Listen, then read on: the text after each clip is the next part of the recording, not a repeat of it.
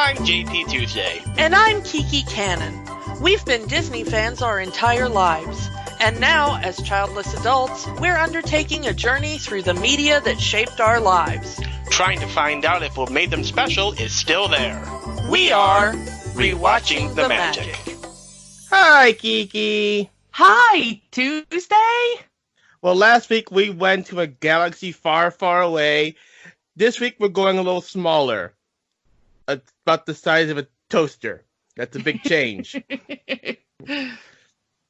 Yeah, we're doing The Brave Little Toaster, a movie that's not really available anywhere. So we had to... we will get into that. Trust me. I have a whole spiel. All right, and we are not alone in doing this episode. This was a special request.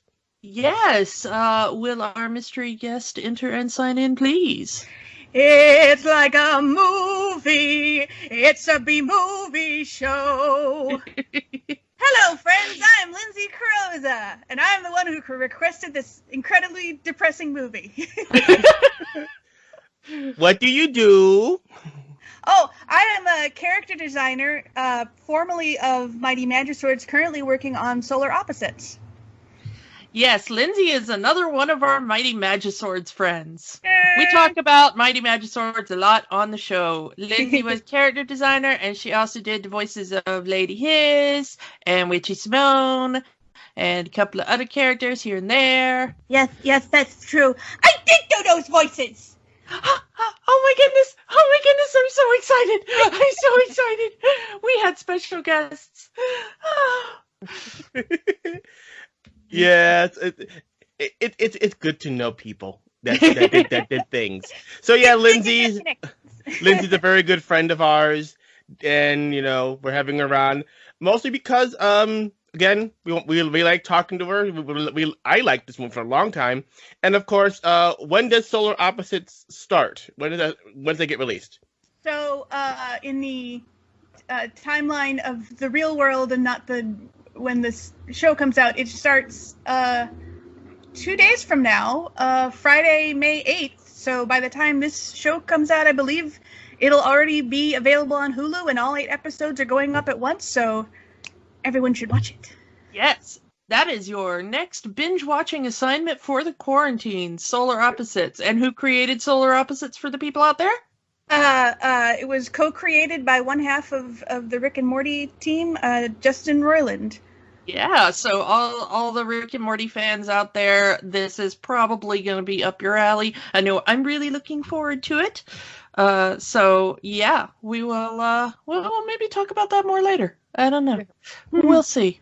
Yeah, and technically that will make it a Disney show since it was originally developed under Fox. It's true. And is now on Hulu. So yeah, a bunch of Disney in there. So we technically have a Disney employee on the show. This is true. Yes, it was funny when the COVID-19 lockdown stuff all started. I got an email that was like, "Dear Disney TV employee, we are taking this virus very seriously." I was like, I didn't know I was a Disney TV employee. Where's my silver pass? Well, they announced within the last 24 hours of us recording this that Shanghai Disneyland was set to open back up soon. So we don't know what that means for the American parks, but hey, if you work for them, you should have some kind of benefit for that, right? No, come on. Yeah, our first active Disney employee on the show, although one of our previous guests is married to an active Disney employee, so we were one removed until now. Now we have the real deal. Let's just get that out of the way. Who are you married to, Lindsay? Some nobody named Kyle Carrozza. Hey, we had a sometimes Kyle! That is a joke from a different podcast you should be listening to. So, why did you choose Brave Little Toaster for us? Okay, so I was looking through the list of things that are on Disney Plus because I grew up with, as most American children did, Disney movies, but there aren't.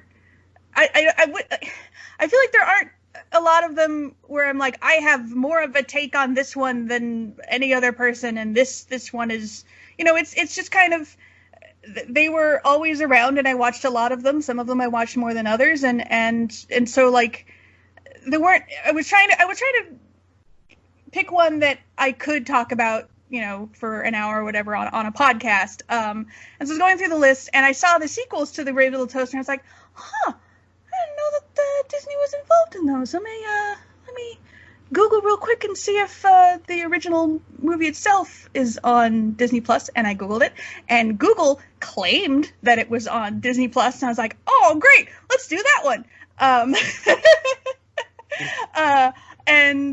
So this was a movie that I watched a lot as a kid. I think it was a movie that my parents enjoyed, or maybe it was just that it came out, right when I was at that age where I needed, animated material to keep my mind occupied all day. And my parents are like, all right, here's a weird toaster cartoon. But I watched this movie a lot. I don't know if it's just that I was a weird, dark little kid, or that we just had the VHS and I had access to it and wanted to watch it over and over. But I remember it making kind of an impact on me, and just really enjoying it. And so that was one that I saw that on the list. I was like, oh, I can talk about that. So let me get into my little spiel about the fact that this is not available anywhere. Okay, so when you said you wanted to do this one, we were like, okay, fine. And I just assumed, well, it's not on Disney Plus, but it will be available for purchase on Amazon or Hulu or somewhere. It's the internet. You can buy anything except for the Brave Little Toaster. So, full disclosure, much like we had to do with Schnookums and Meat, this is another YouTube. Yeah, for some reason, this entire movie is on YouTube. No, let me tell you how weird that is. This movie is up on YouTube in more than one place. And those of you who have ever tried uploading anything to YouTube know that they have a very strict copyright bot, that film companies just upload their material to the copyright bot, and then the copyright bot checks your video to see if you use any of that video or audio. But the versions of the Brave Little Toaster that are up there have been up there since, I know one has been up since 2013. I think the other one might have been up even longer. Untouched. They have never been removed for copyright strike. And they're not difficult to find. They are there under the name of the movie, fully thing.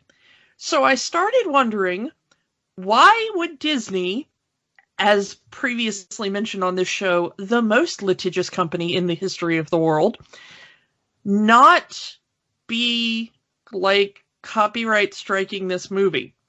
So I looked into the history of the movie. And this movie seems like the movie Disney wanted dead before it was even made. Apparently, John Lasseter, who created Pixar, we talked about him a lot when we did Waking Sleeping Beauty. He was working for Disney in the 80s during the dark ages of Disney before the Renaissance. And we've talked a little bit about his story, but the one thing I didn't know is that the day Lasseter was fired was the day he pitched the Brave Little Toaster. He literally left the Brave Little Toaster meeting, pitched it to him, wanted it to be the first CGI film Disney did. And a few hours later, he got a call, and they were like, yeah, you're fired. So Lasseter, as we have previously mentioned, took his ball, meaning half the Disney animation staff, and went home. So this movie was basically produced by a bunch of people who had just left Disney and were not happy with Disney. Unfortunately, Disney still owned the distribution rights. And Disney, in return, decided not to give this a theatrical release in the US. Instead, they kept it to be a movie shown frequently on their brand new cable channel. And then they put it out in one of those nice little clamshell things. And all of this made me realize why I have never seen The Brave Little Toaster until now. You remember all the talk about my crappy little town I grew up in? The crappy little town I grew up in has one cable company, and it is a monopoly, and it is horrible. And they did not have the Disney Channel until I was like well into my middle to late teens. By which point, The Brave Little Toaster was not a thing they really played often. They had their own original programming then, and it had fallen by the wayside. And I also grew up very poor, and so the amount of money to get, VHS tapes in the 80s was not extravagant. And so we really went for the more, the bigger movies, the Renaissance movies and stuff. So this just passed me by because it was primarily relegated to the back burner. And it seems that Disney cares so little about this movie, they do not even care to upload it into the YouTube copyright strike system to keep it from being just put out there. Mm-hmm. Yeah, it's very weird. Especially, take a look at the people that we mentioned this in Wicked Sleeping Beauty, and all the people that were under Disney at this time. You had Lasseter, Bluth, Burton, and Disney let them all go. And, well, the controversies around Lasseter notwithstanding, imagine what would have been if, instead of Toy Story, Brave Little Toaster was the first CGI animated movie. Mm-hmm. Yeah. And honestly, this is the exact same story. I mean, let's just be honest. It's what if, Pixar has always done the what if inanimate objects had feelings. This is just what if random appliances had feelings. Yes, this is your precursor. This is your laying the groundwork for all of the objects in my house are alive and have feelings, and so I can never get rid of any of them because they'll be sad. Also known as the Marie Kondo story.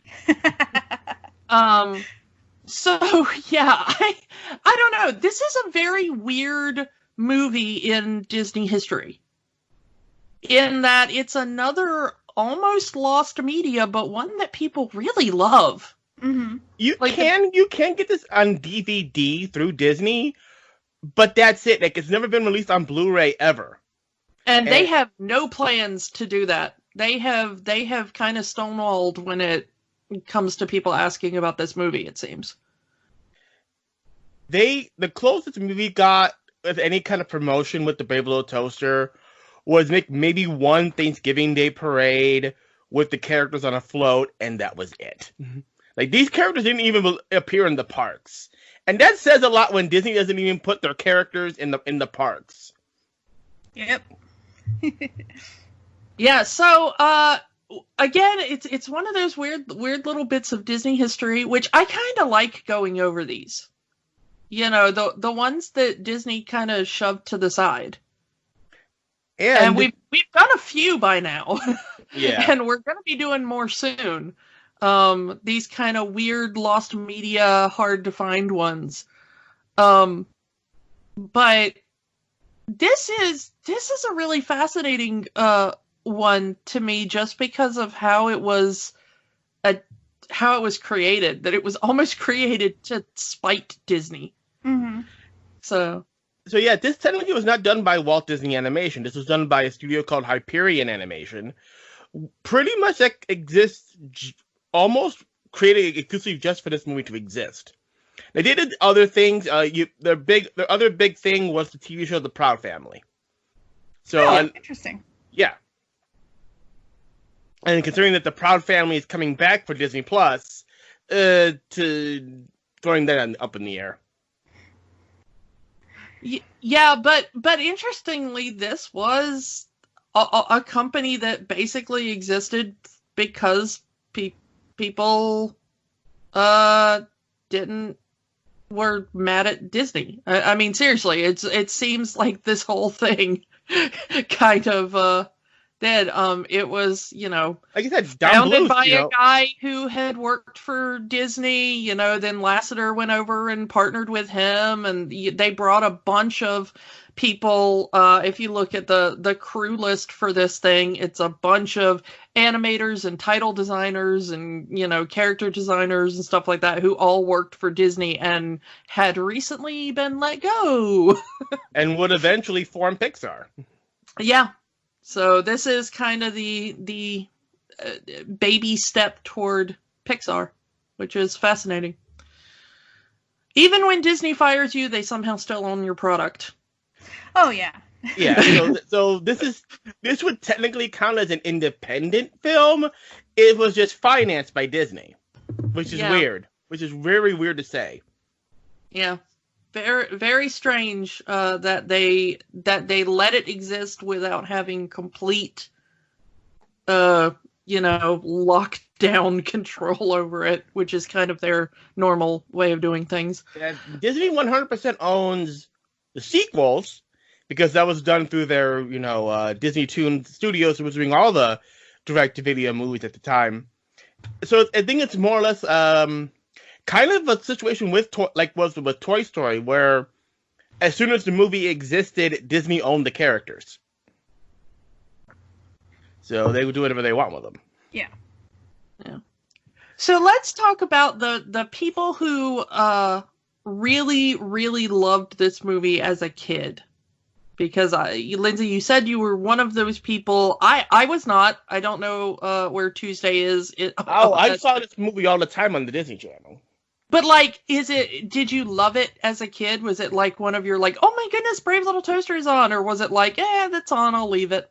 It was sort of in the middle of that. It's like, I really liked this movie, and it was on enough that I would always be able to watch it. Yeah.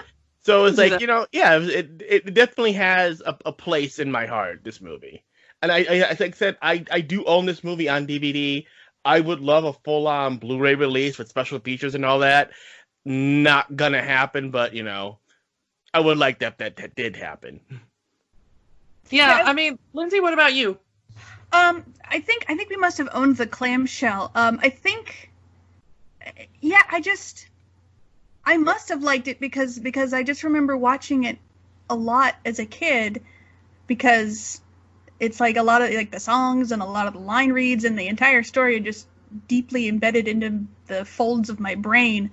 So I think I must have just watched it on repeat as a kid, because I don't think I think we didn't have I don't remember us having the Disney Channel when I would have been watching this movie. So I don't know that I was watching it on TV. I think we just had the VHS. But yeah, it's something about it clicked with my little kid brain, and I watched it a whole lot. Yeah. Let's get into who is in this one, because this is very interesting in the fact that usually when we talk about these, I know 90% of the voice cast. This one, not so much. However, it does contain a few interesting people in there. Yeah, let's go from the main character, Toaster, Deanna Oliver. Again, not a name that I'm all too familiar with outside of this movie. She did some writing for Animaniacs and Tiny Toons, but this seems to be her big credit. This seems to be her claim to fame. This and the sequels. Yep. Yeah, and it was very weird. Apparently, there was some of the controversy in this movie was the fact that a woman was hired to play the role of Toaster, the main character. There was apparently some controversy within the production and even through some of the reviewers of the movie that was. But then again, at the same time, we're getting The Simpsons, where Nancy Cartwright is Bart Simpson, and that was a big deal. Yeah, but it's not uncommon for women to voice, especially if they're supposed to sound young. Yeah. I mean, Lindsay, you've done voice acting, so you kind of know about mostly women being hired to voice young boys. Yeah. Oh, yeah. That's incredibly common. Yeah, I would say a lot of the female voice actors on our show, you know, we'd have them play little boy characters if one showed up, just because I think it's harder for men to do a little boy voice because their voice is already dropped, and so it's almost always women who do that. That was the big thing about Steven Universe, wasn't it? That they actually got like a boy to do the boy character and allowed him to age and his voice to change throughout the series. Yeah, even in Adventure Time too. Yeah, it's interesting. Like in Steven, they kept the same voice actor through the whole thing, and just let him age and let Steven age. But on the Loud family, Lincoln Loud, they're on, I don't know what number Lincoln Loud they're on, but they have to keep recasting him because he doesn't age. And so because they keep casting actual little boys to voice this character, they keep growing up and hitting puberty and they have to recast him. We had the same discussion with when we were doing Gummy Bears. Yeah, Gummy Bears had a different main character each season, a different actor playing the main character each season. Oh, that's funny. Yeah. So yeah, it's kind of interesting, but apparently there was some people were confused as to whether or not Toaster was supposed to be male or female in the movie. Because the voice is very feminine. Oh yeah. It's interesting because like I was reading the I guess in the original novel that this is based on, the all of the appliances are meant to be genderless, which, I mean, they're appliances, so that only makes sense. Yeah. And reading the Wikipedia for the movie, the director said he actually envisioned Toaster as female. Yeah. Even though he gets called he and guy in the film. Yeah, and also there's some questions over whether Toaster is supposed to be like a little kid appliance or a grown-up appliance as far as mentally. Right. And I think Blanky is the same way. Like, Toaster and Blanky seem very young little kid, and the rest of them seem kind of adult. Which is a strange... I think it's more of an innocence thing, that both of those characters are supposed to be innocent, and the other characters are more like hardened. Yeah. Speaking of Blanky... Timothy E. Day as the Blanky, and the young master. Yeah. An actor who did so little in his acting career that he doesn't even have a Wikipedia page, and he has 3 whole credits on IMDb. So this was it, and I don't even think he recurred in the sequels. Well, he was already a kid when doing this movie, so by the time the sequels came around, he's already an adult. Yeah, I mean, it just, it does not seem like his acting career continued, unfortunately. I don't know if that was his choice. Like he grew up and decided not to do that, or if he just couldn't find any parts.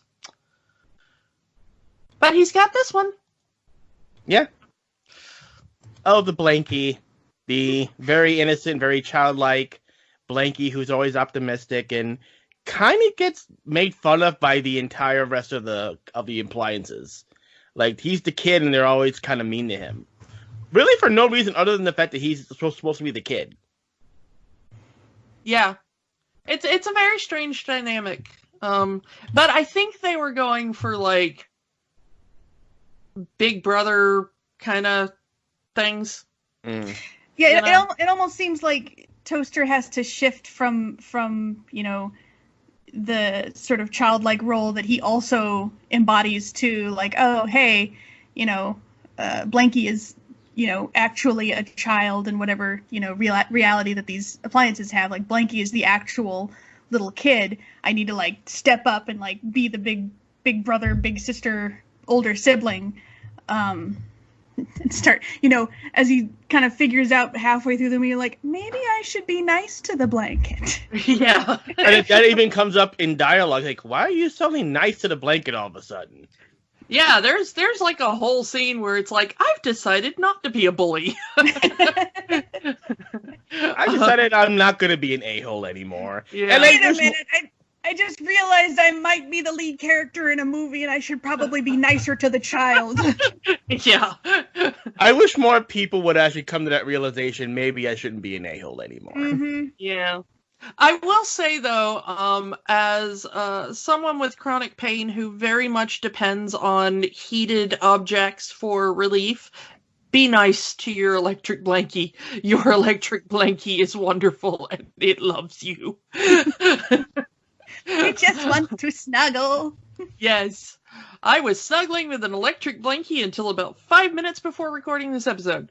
It's weird that the blankie, and really the only electric part is the actual knob controller, but the knob controller seems to have full autonomy over the rest of the blanket. Yeah. Yeah, it does appear that the control unit kind of just wanders around the rest of the blanket, and where it is attached is kind of random. Yeah, there's some shots where it's like it is fully disconnected. You can see like the bottom, but it's okay. It's fine. Yeah. All right, let's move on. Tim Stack as Lampy, the desk lamp. Yeah, Tim Stack is one of those where it seems like mostly he's hey that guy in a lot of TV.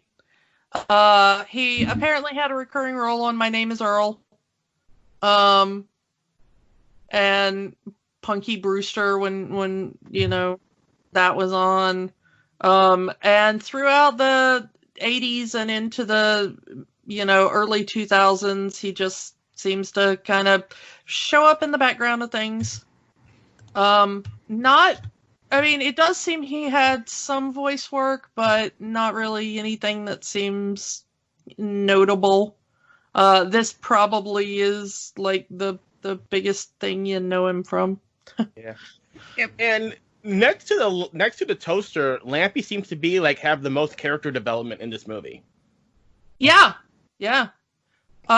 He's kind of the one we follow at the beginning of the movie. It takes a while for you to actually see the toaster.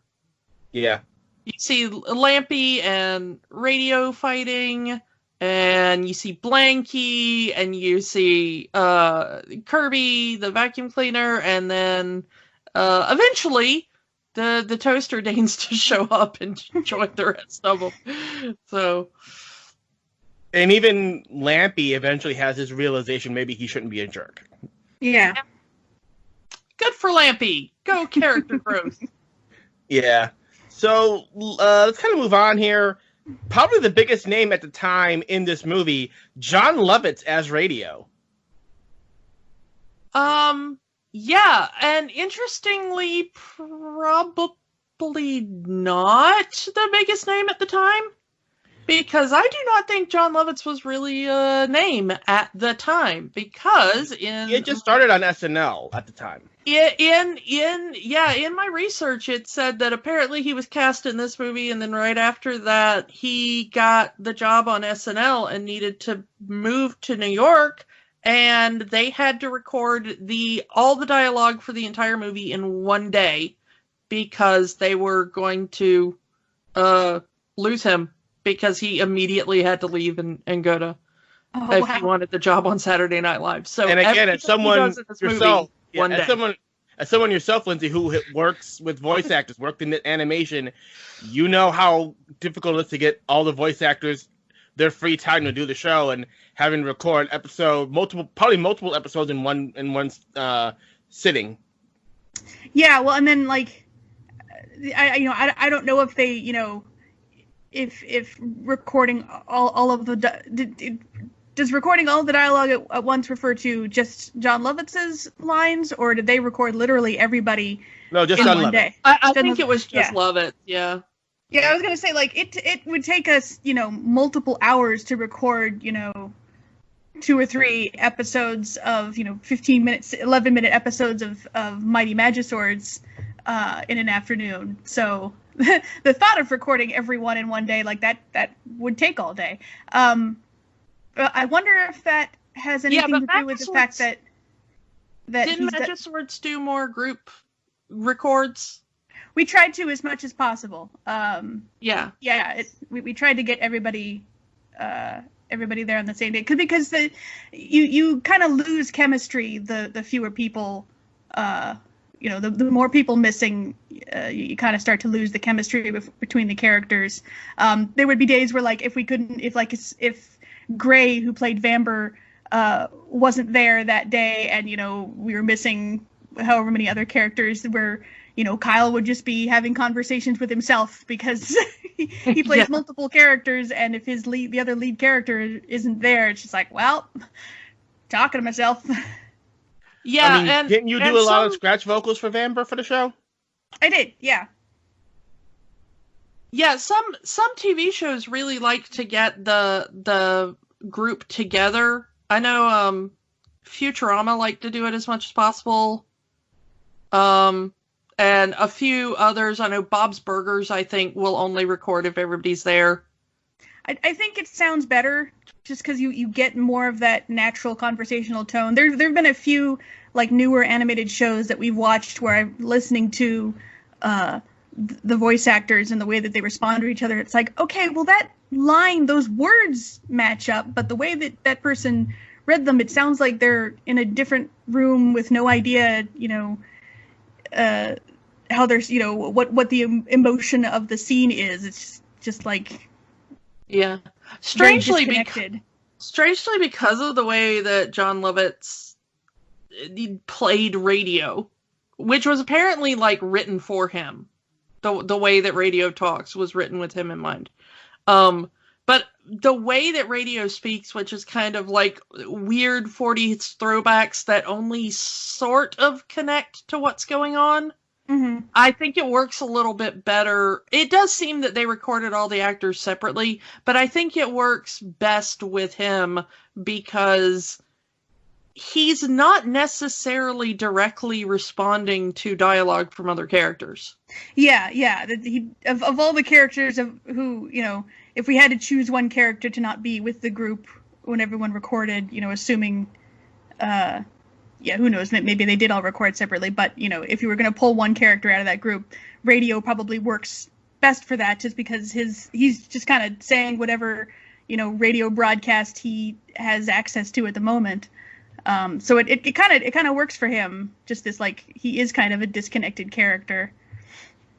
And according to this, Jerry Reese does the singing voice. So yeah, Lovitz didn't even get to do any of the singing in this movie. Yeah, I wondered about that, if maybe the fact that they had to record all of his stuff really quick, resulted in them getting Jerry Reese to do the singing voice. Because I would imagine that John Lovitz can sing, but I guess I don't know. He can sort of carry a tune. He's not the greatest singer, but he has sung in other parts he's done. I think he did some singing in The Critic, and I think there's a bit where Artie Ziff sings a little bit to Marge in Simpsons. It's more talk singing, but it works. Yeah, it works with John Lovitz's voice. So yeah, maybe they wanted a different sort of singing than what he could provide. Do you guys want to know a fun fact about Jerry Reese? Sure. I worked with his son on Solar Opposites. His son is a character designer on Solar Opposites and actually now on Rick and Morty. That is awesome. Yeah. The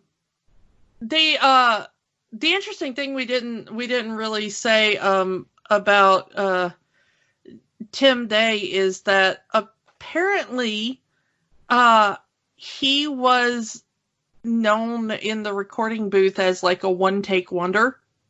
Oh.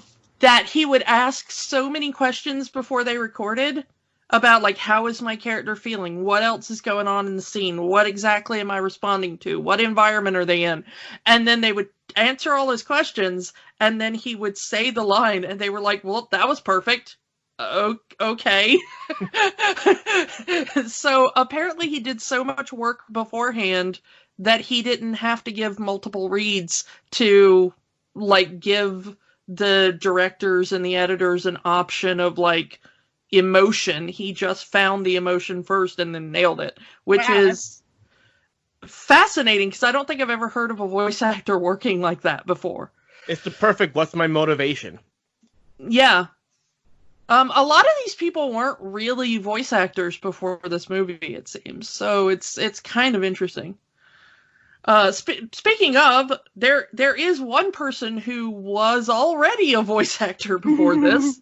Thurl Ravenscroft as Kirby the vacuum cleaner. He's great. Yep. You might also know him as he's saying "You're a mean one, Mr. Grinch" and How the Grinch Stole Christmas. He is one of the voices in the Haunted Mansion at Disneyland. Country Bear Jamboree, Pirates of the Caribbean, Tiki Room. Yeah, he had a long Disney career that started, and just a long, acting career that started. But yeah, you probably remember him as Tony the Tiger, probably best from your childhood. Yep. But yeah, I mean, he was a legend. Died back in 2005. But that deep voice. But just so great. I mean, he started back with Disney in Pinocchio. That's how far back he went with Disney.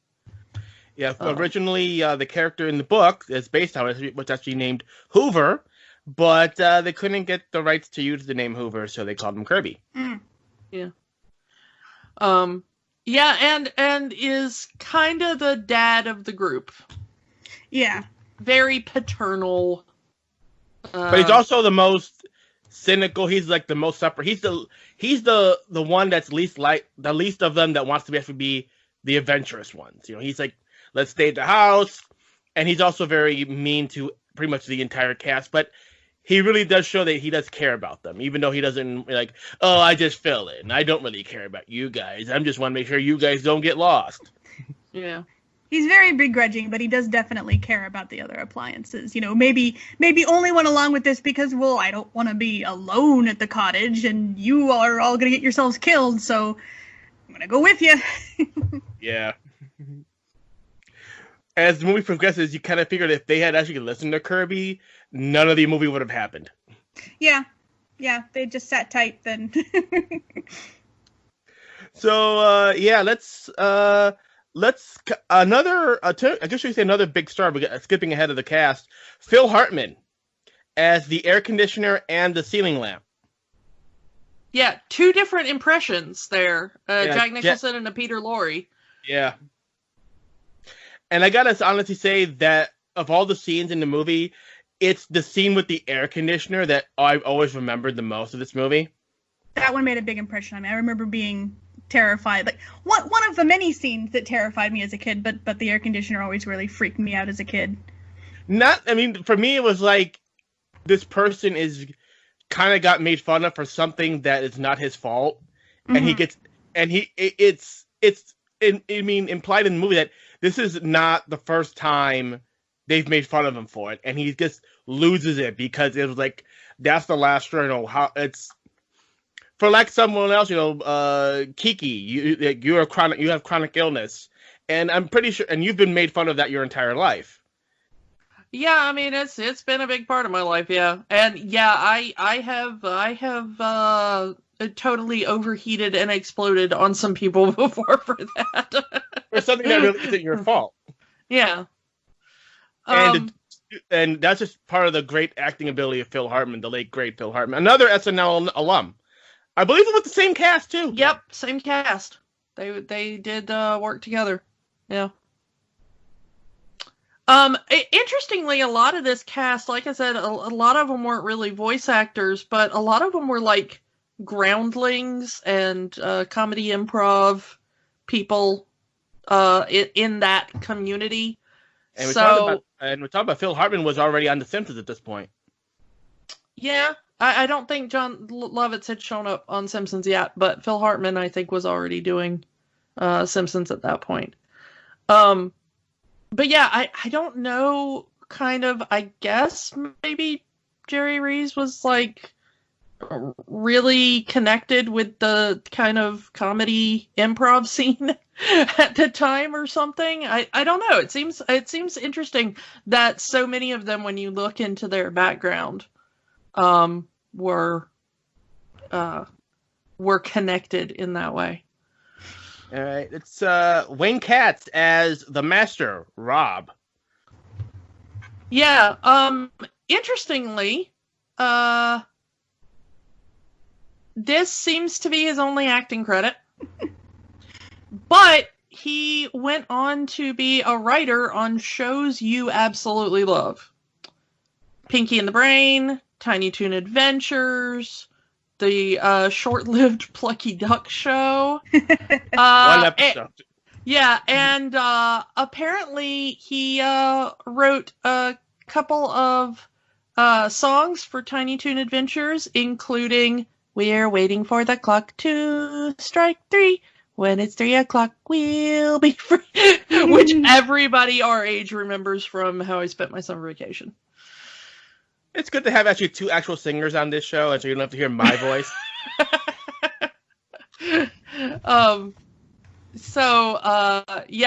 But much more interesting career as a writer than as a voice actor, but an interesting addition to this film, because I really liked the way he played the kind of grown-up master, Rob. Especially for an 80s movie, the amount of nostalgia that the character has was definitely before its time, as the people who grew up with this movie would eventually have that same nostalgic feeling for the things they had when they were a kid. Yeah, it is kind of a strange cyclical pattern. I think that's kind of all of the ones in the cast that really had any kind of interest or import. And just to round it out, Colette Savage as Chris, the Master's girlfriend. Yeah, another one that does not seem to have really had a long and storied career, unfortunately. Doesn't even have a Wikipedia page. Yeah. It's interesting, this movie, it feels like the voice cast was chosen kind of a similar way as Kyle cast Mighty Magiswords, where it's like, I just need someone who can do this voice, and I don't necessarily care how famous they are, so I'm just going to pick people from all different, areas of media and however I know them and stuff, and put them in this movie that I have control of now that we've run away from Disney. And this is kind of a unique thing for Disney of essentially having a mixed race couple, which you didn't really see in a Disney movie at the time. Really, you wouldn't see a mixed race couple in a Disney movie until like Princess and the Frog. Yeah. We talk on this, we talked so much on the show before about my hatred of stunt casting. So I like having a movie where they just hey, we found a person who's good for this voice. What have they done before? It doesn't matter. They're good for this voice. Yeah. Which I really respect. And honestly, I think the voice cast did very well with this one. There was nobody that I really thought was out of place. Yeah. So, yeah. You want to get into the actual plot of the thing? Yeah, let's go to it. Really, we start off in this cabin in the woods, and the morning comes, and all of the appliances wake up, and they do their morning chores, and they just, which is very weird for these appliances to get up, and their sole purpose is just to make sure the house is clean. I thought that was interesting because they, Kirby declares, oh, we're going to do what we've done for the last 2,000 days, chores. It's like, if you guys have been doing this cleaning for the last 2,000 days, why is the cabin still so gross? Yeah. Why is there cobwebs everywhere? Well, it's like a toaster and one vacuum cleaner. And I mean, come on. that's not, you know. It's absolutely true. It's just the they're not declaration of, like, roofers we've been doing nothing but cleaning for the last 10 years or however long the master's been gone. It's like, well, first off, why? That's at most one of all y'all's jobs, and secondly, you're so bad at it. Oh, the toaster is so bad at cleaning windows. Yeah. Well, okay, so you want to talk about dark and depressing. This scene reminded me of a story I read in high school that I have loved ever since, and which I have been strangely thinking about a lot recently. But it's called There Will Come Soft Rains. Huh. And it is a story of a house.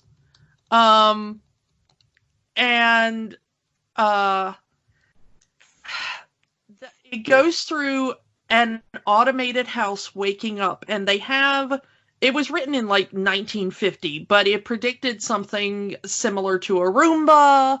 It predicted kind of like robot arms that could make breakfast and, all this kind of stuff. And the house just goes through its day. It plays wake-up music, it turns on lights, it cleans, but you never really see any people. And as the story goes on, you start to realize that all the people are dead because there was a nuclear explosion, and what is left of the people is now just a nuclear shadow on the outside wall of the house. And the house doesn't know that the people are dead, so it just keeps doing what it programmed to do, assuming that the people are going to come back.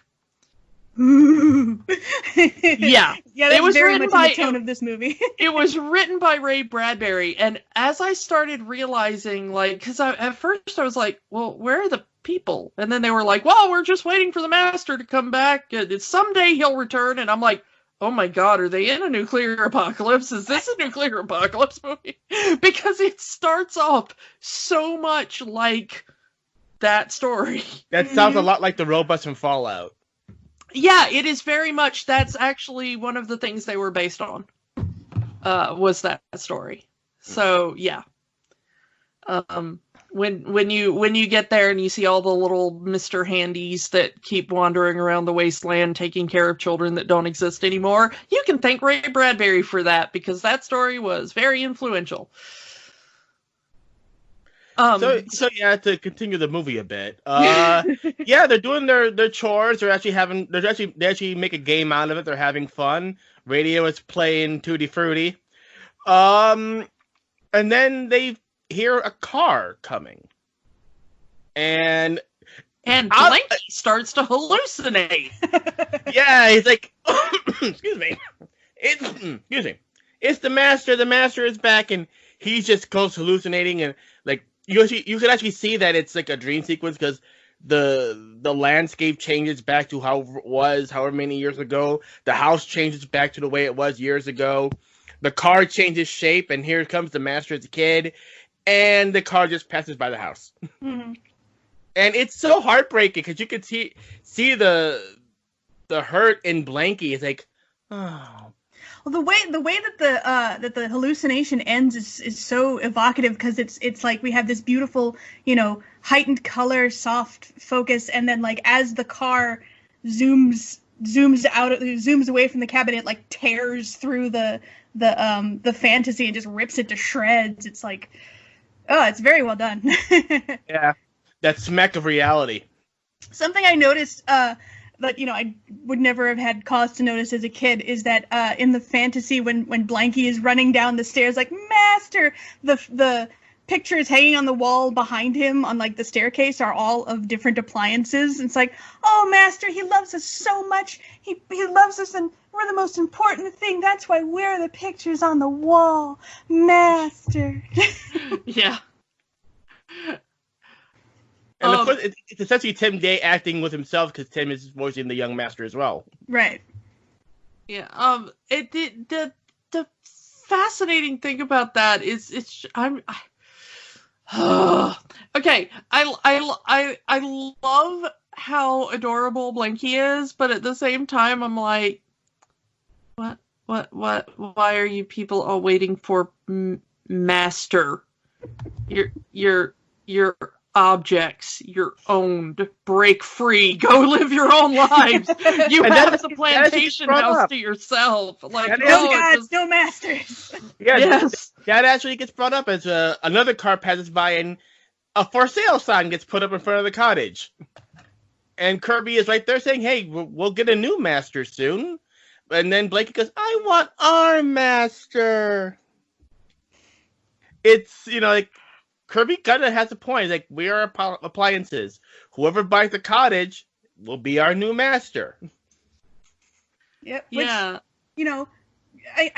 You understand, I'm sure Blanky has a much more, it's a weird word for this moment, but a much more intimate relationship with the master than Kirby does. Kirby, maybe the master, pretend vacuumed around the house, but he probably didn't use an upright vacuum cleaner very often, whereas Blanky, I'm sure, snuggled up with the master, every night. And so, of course, Blanky is, so much more attached to the master than Kirby is. It seems weird that the toaster is that attached to the Yeah. I mean, that must have been a master that really liked his toast. Yeah. Well, especially at the end of the movie, the way he eats the toast. Yeah, I have a feeling he was that kid that, some kids are like, I must always have chicken nuggets. Maybe he was just the toast kid. Mm-hmm. Like, what do you want for dinner, son? Toast. No, Toast. Toast is a breakfast food. No, I want toast. Do you want anything on your toast? Dry toast. You are a weird kid, and we should put you up for adoption. This is why Kiki shouldn't have children. Yes. That's what? 7,300,413 on the list of reasons I shouldn't have children. But yeah, you could kind of, and it's in fact, it's Toaster that comes up with the idea. It's like, we're not getting a new master. We're going to find our master. And it's like, yeah, I think, well, why would Toaster come up with the idea? You would think Toaster would be just like, yeah, we're just going to get a new master when they sell the cottage.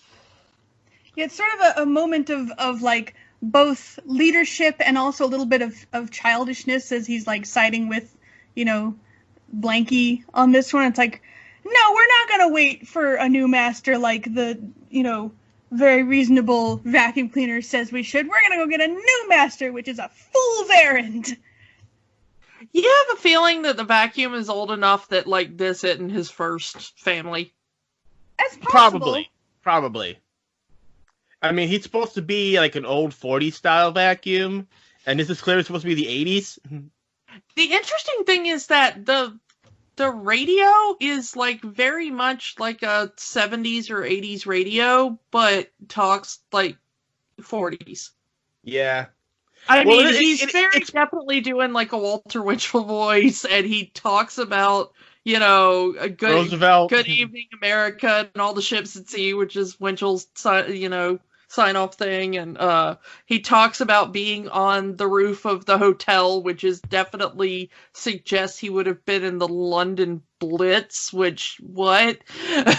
But at the same time, he's like an 80s plastic battery radio. Somebody left him on the oldies station for way too long. That is all I can figure. It's very weird, because he's like a 40s radio, but he keeps playing, 60s music. Yeah. Yeah, the rules of radio are strange. Yeah, I don't really know what's up with radio, but I kind of love him. Yeah, and then because we get the scene with the air conditioner, and just thinking about it, poor air conditioner. That scene weirded me out because it came out of nowhere. It was like, you think you're getting a new master, and then he just explodes, and I'm like, where the heck did that come from? Yeah, I think that's why it freaked me out so much as a kid, because it's just they're all just having a conversation and trying to figure out this whole master situation, and then in comes air conditioner, who we've gotten like one shot of so far in the movie, and he's just screaming at them and then blows up. And like, I think even as a kid, like, I didn't understand, like, what is he even so upset? What is he saying? What is he mad about? And then he explodes and was like, what's going on? As an adult, I didn't understand it. I mean, there was a little bit about, like, you think you're better than me because you can move around, but I was built to be here in this window. And then he explodes. And I'm like, that was not the topic we were talking about, or the correct level of emotion. 0 to 100 right there. Just I think it's supposed to give. I always figured now as an adult watching it that it was supposed to give Cloud that these people have had the same conversation every day for the last 2,000 days, and air conditioner just got tired of it. Yeah, I can understand air conditioner, maybe getting sick of, since he can't go anywhere else in the cottage, getting sick of this same sequence of events playing out every single day for 2,000 days. Like how they get up, they clean the house, a car comes by, they look and see if it's the master. It's not the master. The blanket cries every day. And considering that this is clearly like sort of a metropolitan city, a foresty area outside of the city, there's also winter, so the winter has to be really bad on that air conditioner. Mm-hmm. Yeah, because there's nobody there to take the window unit out of the window. Yeah, you're not supposed to leave the window air conditioner out during the winter. That's only something I can say having lived in the north. Which I assume they're in because there's like the Rocky Mountains in one shot or something. So I'm guessing they're like in Colorado or something. I don't know. I would assume it was New York. We assumed that the city was. We actually wondered if the city was reference to Valencia, which is the city that CalArts is in, because at one point they, when they're, this is near the end of the movie, but when they're trying to find the master's new apartment, they list their address, and it's like 2347 McBean Parkway, and McBean Parkway is the street that CalArts is on. So we were like, oh, is this somewhere in California? This is also, as far as I know, the first appearance of the A113. Yeah. CalArts room that Lasseter put into a movie. Another thing that would become a staple for Pixar. Yeah. And a lot of other movies, too. Because, Lasseter was not the only one to go through that room.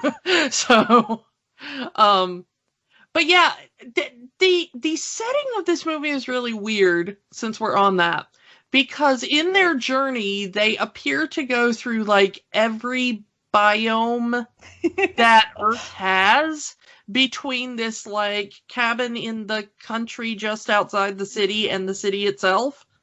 Yeah, the cabin that, like, it takes the master, maybe, I don't know, half an hour, maybe an hour to drive through. He gets there and back over the course of an afternoon, so, but apparently between the cabin and the city, there's a meadow and a bracken and a swamp and a towering if you're in terms of appliances, but a towering waterfall and mountains and a forest.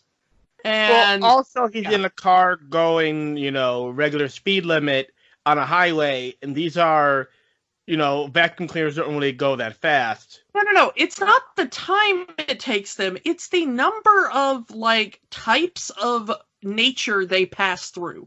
I spend a lot of time driving through the country, and I have never once been to a part of America where you can start in, like, gentle rolling hills and in one afternoon pass through, like, a giant forest, a bunch of, like, sort of desert brambles, a swamp, a, gentle rolling meadow, a bunch of mountains with waterfall. Like, this is a very, very strange. It's like every geographic location on Earth compressed into, like, a 3-mile area.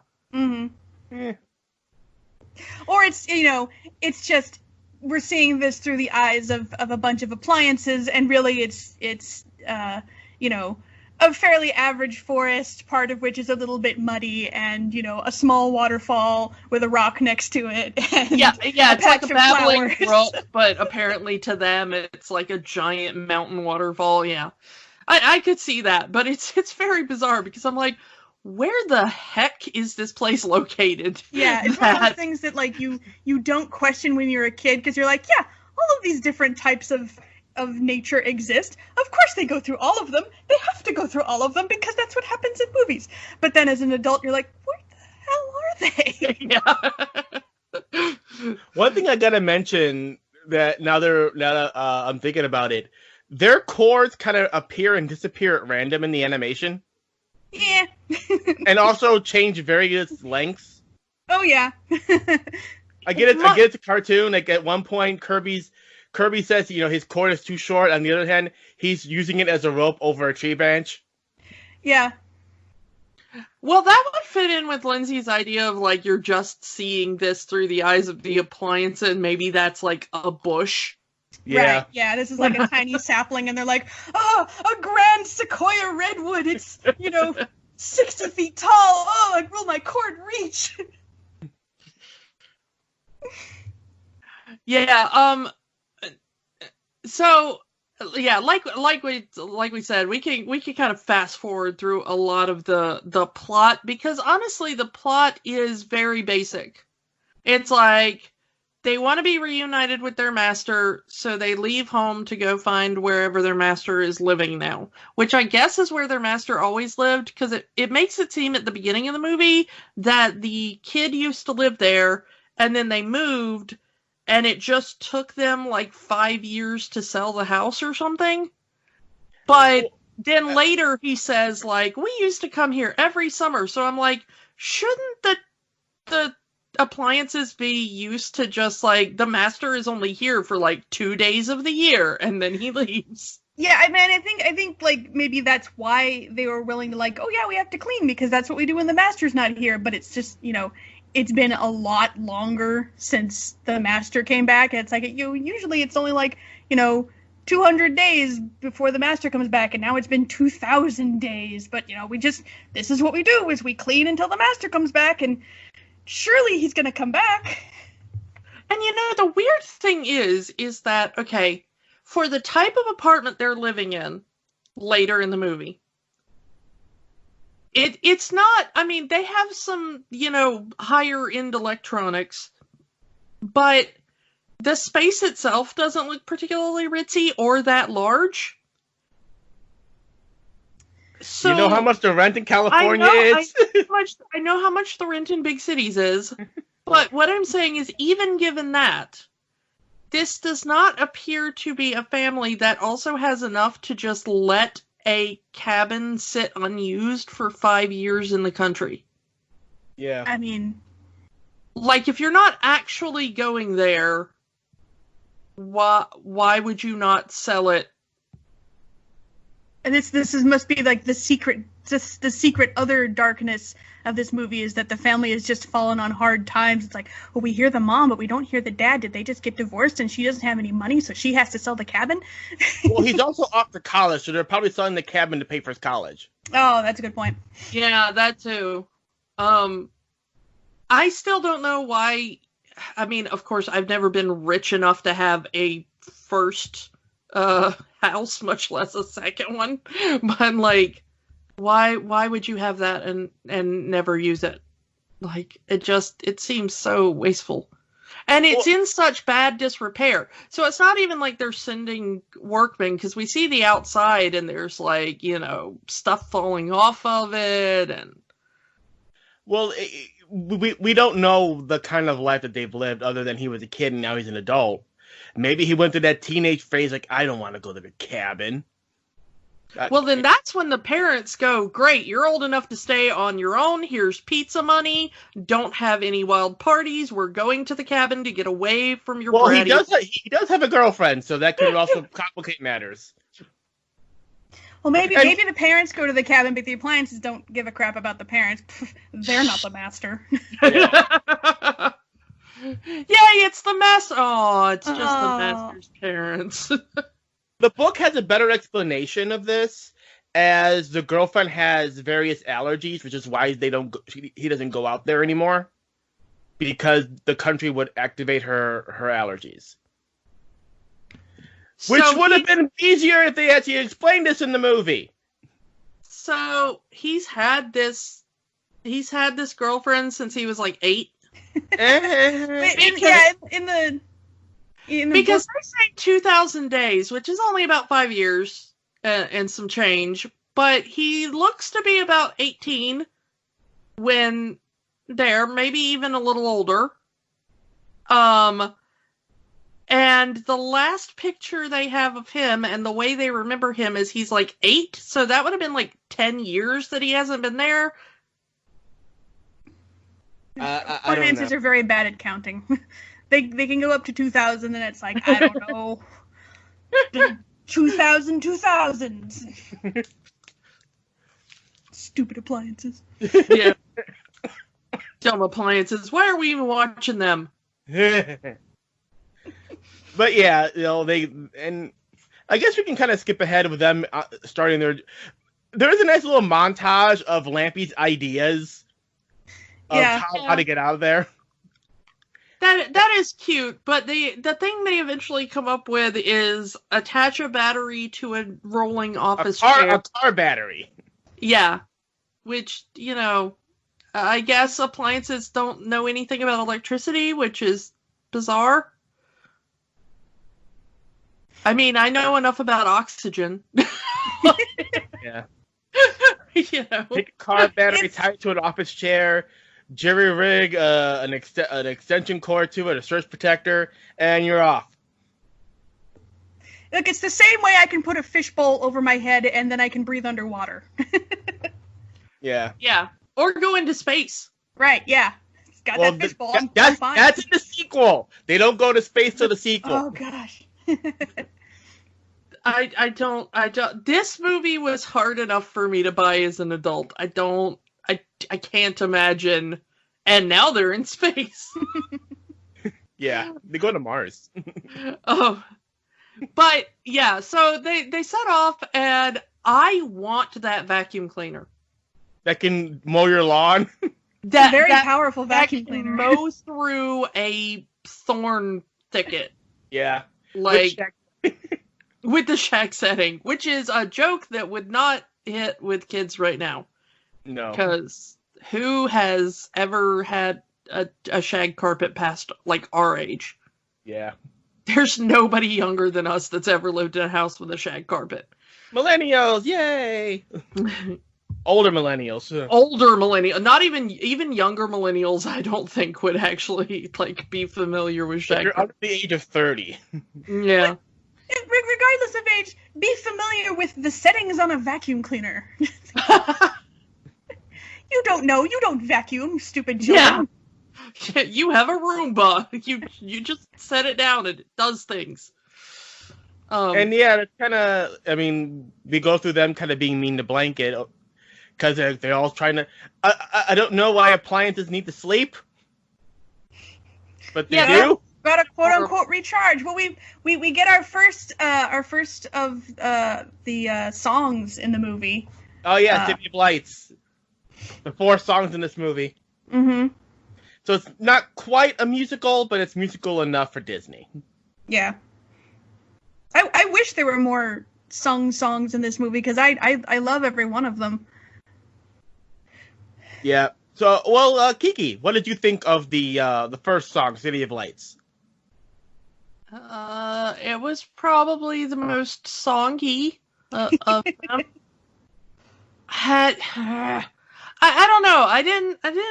I wasn't really taken in by the music. This was the one that I kind of liked most, I guess.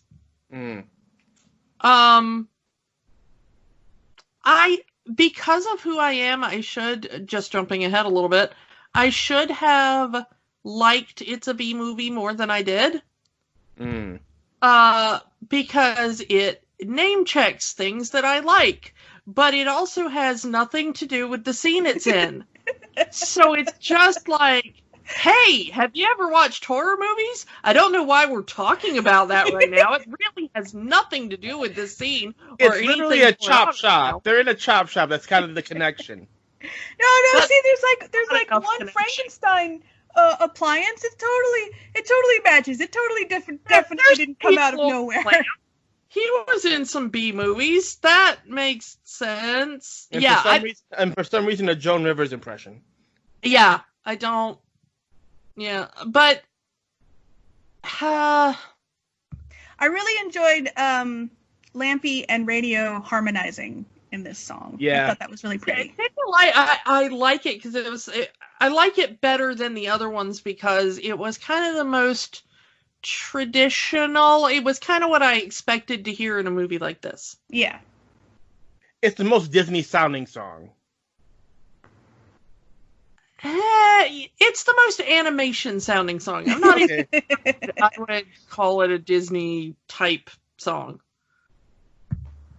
All right, so let's kind of go ahead. Let's go with where they actually meet the animals that for some reason talk.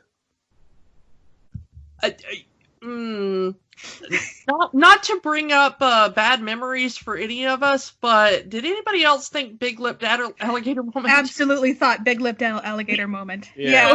I don't know why the whole dance sequence with the fish and the frogs and the worm. Okay, the worm.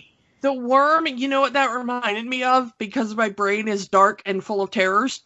It reminded me of that scene in Jurassic World where the woman keeps getting thrown around by the pterodactyls, eaten by the giant prehistoric alligator. Yeah. But the worm actually gets away.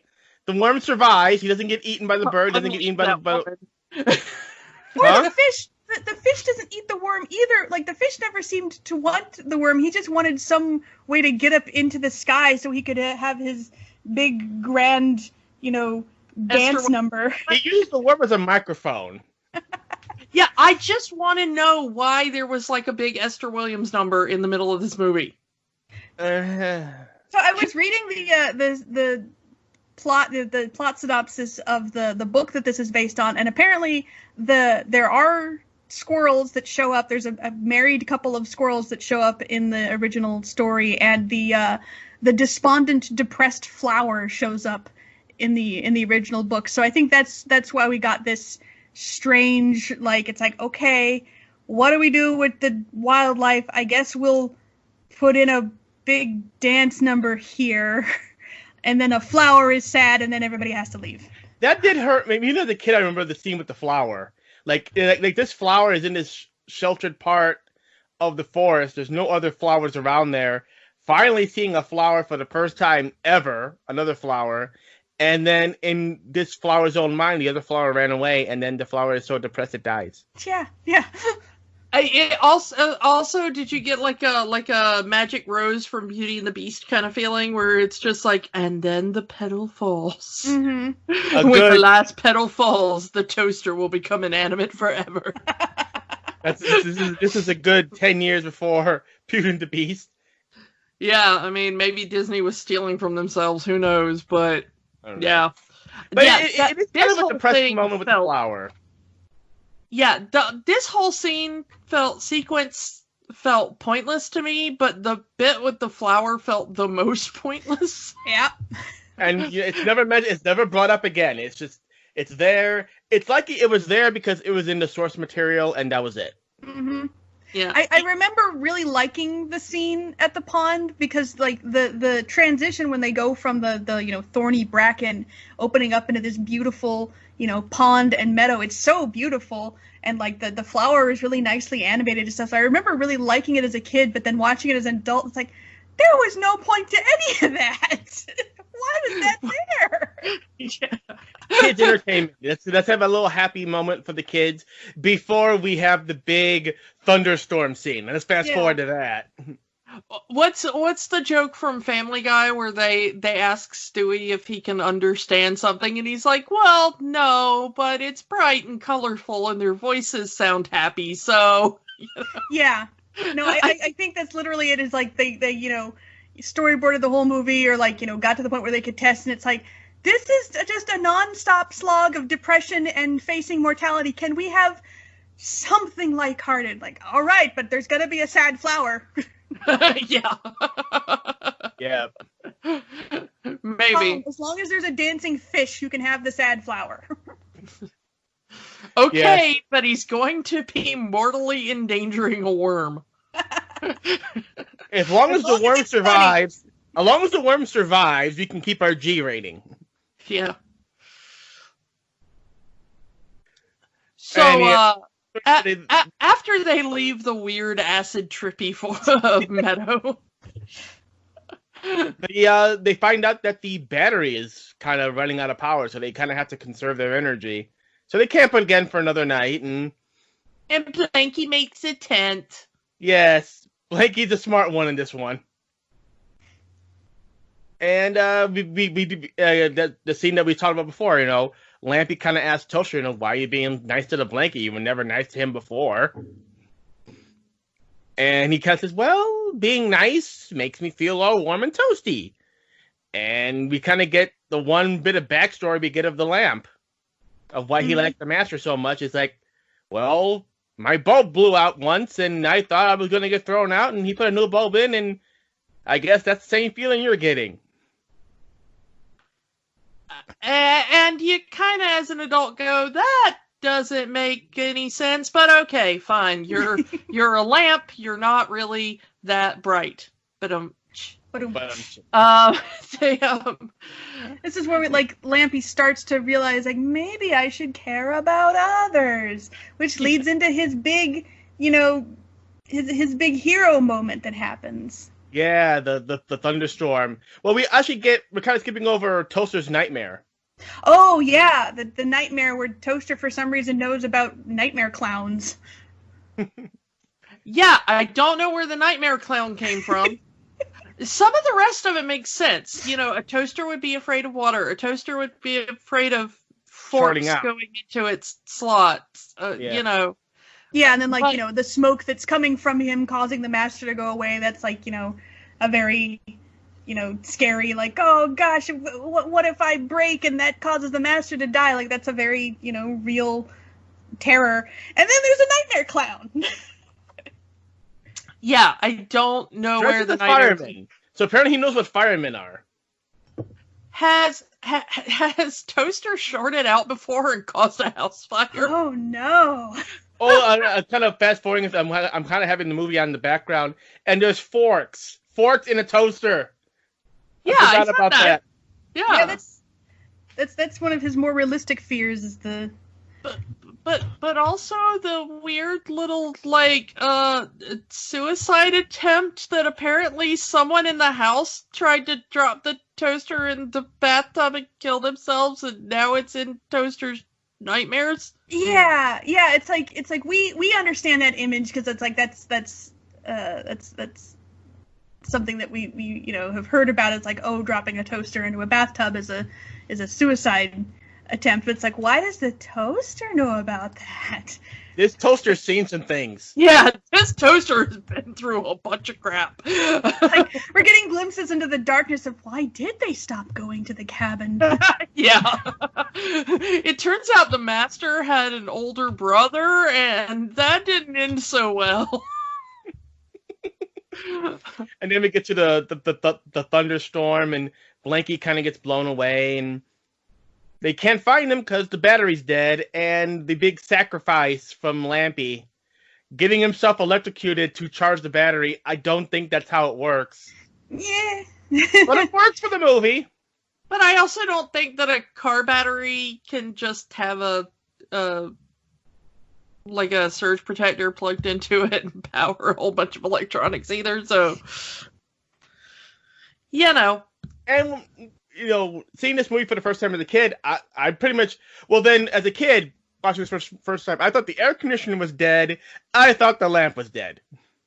Yeah, but you don't think the lamp is dead for long, because about 20 seconds later the lamp's kind of running around.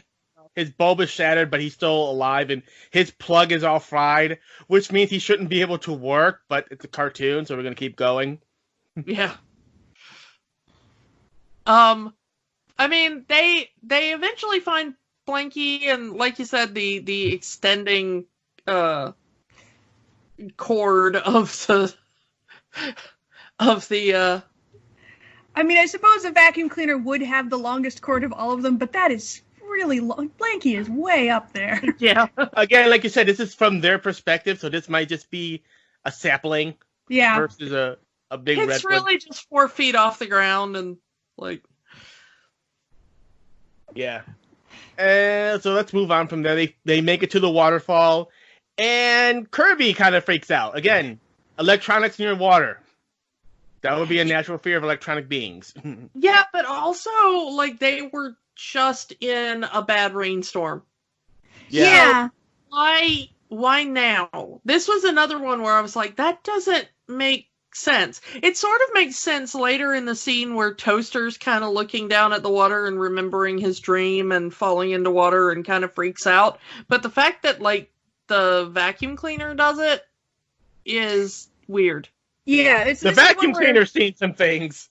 Yeah. This is one where, like, you could have easily written, like, that connective tissue, like, okay, yeah, a waterfall is a thing that an appliance could be scared of, and you know, Kirby gets scared, but, like, there's some piece of middle there where it's like, okay, but what is the actual experience that is causing Kirby to essentially have a seizure at this moment? Yeah, it's really weird, because he doesn't just freak out like Toaster does. He, like, completely has, like, a shutdown. Yeah. He goes catatonic, and then they're like, yeah, just move him back and forth in long strokes like you're doing a carpet. And I was like, what? Something, like, I think it's like something familiar. That's something that he's familiar with. If you had given him something that he's familiar with, like moving around like you're vacuuming a carpet, would snap him back into reality. It's like the magic incantation to bring vacuums back to life. Yeah, I feel like we almost needed, like, Kirby being bothered by all of the, you know, strange scenery and unfamiliar situations leading up to this for him to, like, completely snap when confronted with a waterfall. Because he's been pretty chill throughout, you know, apart from being grumpy, he's been very chill throughout the rest of the movie when faced with all of these new experiences. But then he gets to the waterfall, it's like, nope, that's it, I'm done. It feels like something got cut. Yeah, you know? Yeah. Like I'm saying, we only get Toaster and Lamps kind of flashbacks or backstory or something about them. We don't really get anything else about any of the other appliances. Yeah, I do wonder that, like maybe Kirby's flashback where Master shoves him inside a dishwasher got cut or something. Maybe it was the older brother that's no longer around. Maybe Vacuum drove him to some things. Like it would make sense even for the blanket. Like maybe at some point the Master put the blanket in the washing machine. Mm-hmm. Yeah. But yeah, so I love this thing of like, okay, we're gonna link all of our cords together. As kind of a bridge, yeah. And try to throw it across, but then like one of the cords snaps and just everybody except the vacuum falls in, and I was watching this and I was like, well, they're dead. Yep. You know, that was a weird ending to a movie. It would have been a lot easier if they had dished the car battery. But then they wouldn't have had power to get to the city. Yeah, either way they would have been screwed. Yeah. Maybe if they'd have ditched the chair. Yeah. But car batteries are not that light, even in a cartoon. No. But again, Toaster was able to lift it up. Yeah. Cartoon. But then I love the really long, wordless moment of the vacuum standing on the cliff and just looking down and looking at the dangling cord. Roll credits. Yeah, you could have had him. You could have ended the movie right there. Have him pull back from the cliff, fade to black, roll the credits. That's the movie. They're dead. But also there's that moment of like the vacuum being like, well, everyone I know and love is dead, and I'm stuck at the top of a cliff. I don't have a battery. I'm gonna die soon. I might as well go out epic. Mhm. Ah! And then he just jumps off the cliff. Because in that moment, it doesn't seem like he's trying to save them, because he doesn't know they're still alive. Like, he doesn't see or hear, like, help, or, So it just, in that moment, it just looks like, well, I've got nothing to live for. Geronimo! All my friends are dead, so I might as well join them. Going to that big appliance aisle in the sky. Yeah, it's very weird because there's no, like, heroism in that moment. It just seems like desperation. Yeah, it's really like, I don't know that they're alive. I know that they're not here, so I guess I'll go down there. Well, he eventually finds him. The first thing he sees is the blanket, and he kind of lifts his cord to save him. So he does kind of save them. But it's weird that they've been submerged in water and they still function. Because cartoon. Yeah. Well, I mean, the next thing that happens, they wind up submerged in muck, and just, how are any of you okay? Cartoon logic. Cartoon. Yeah. So yeah, they get out of the water and right into a swamp. And in pure cartoon fashion, of course, there's going to be a sinkhole.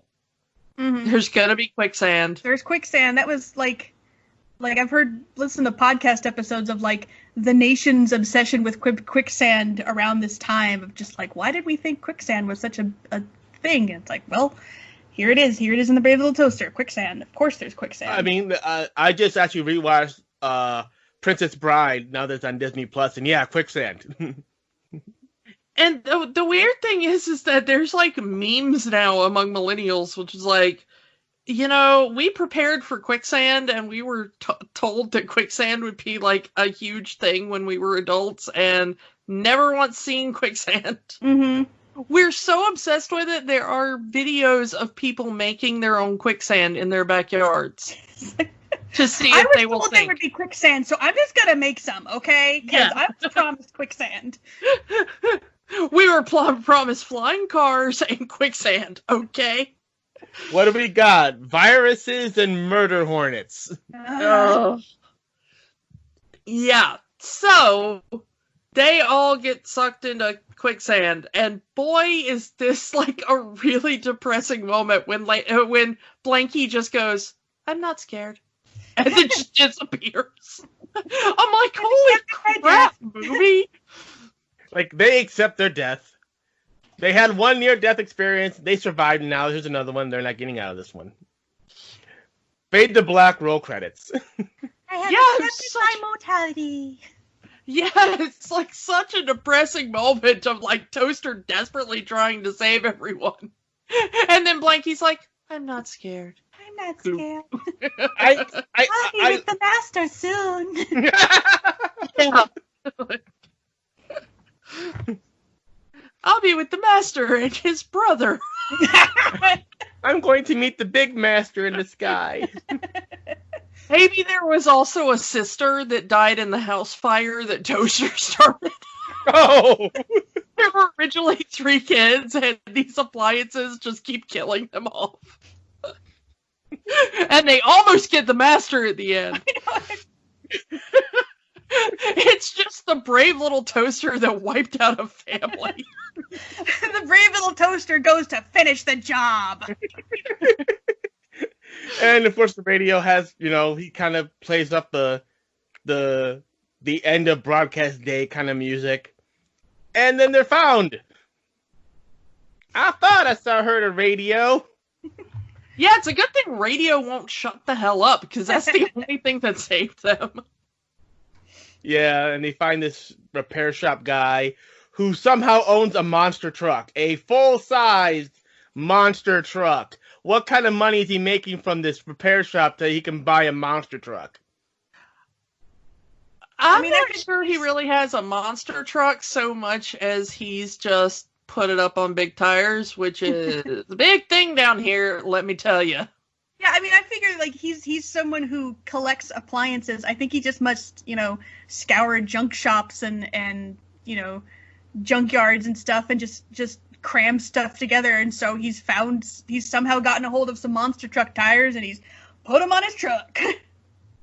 Yeah, honestly, I actually know a lot of kids, a lot of my teenage students here, like, they don't come from rich families, some of them, but you'll be like, what do you do on the weekends? And they're like, well, I go to the junk shop auctions and I'm building myself a Jeep from scratch. Mm-hmm. You know, I had one kid who was literally trying to build the Jeep from Jurassic Park by scouring, and then once he got it put together, he was going to paint it and, you know, make it look like the movie version. And like that kid didn't really come from like extreme wealth or anything, you know. So I can see where if you're a mechanically inclined person that likes to tinker with things, you could end up with some sort of monster truck type thing. But honestly, the way that thing's built, it really looks like he got like a junker pickup truck and just put it on some giant tires. Mm-hmm. Plus, like Lindsay said, we're seeing this from their point of view, so it just might just be a regular pickup truck. Yeah, they've just never seen a pickup truck up close before. Yeah. So yeah, they end up in the weird chop shop.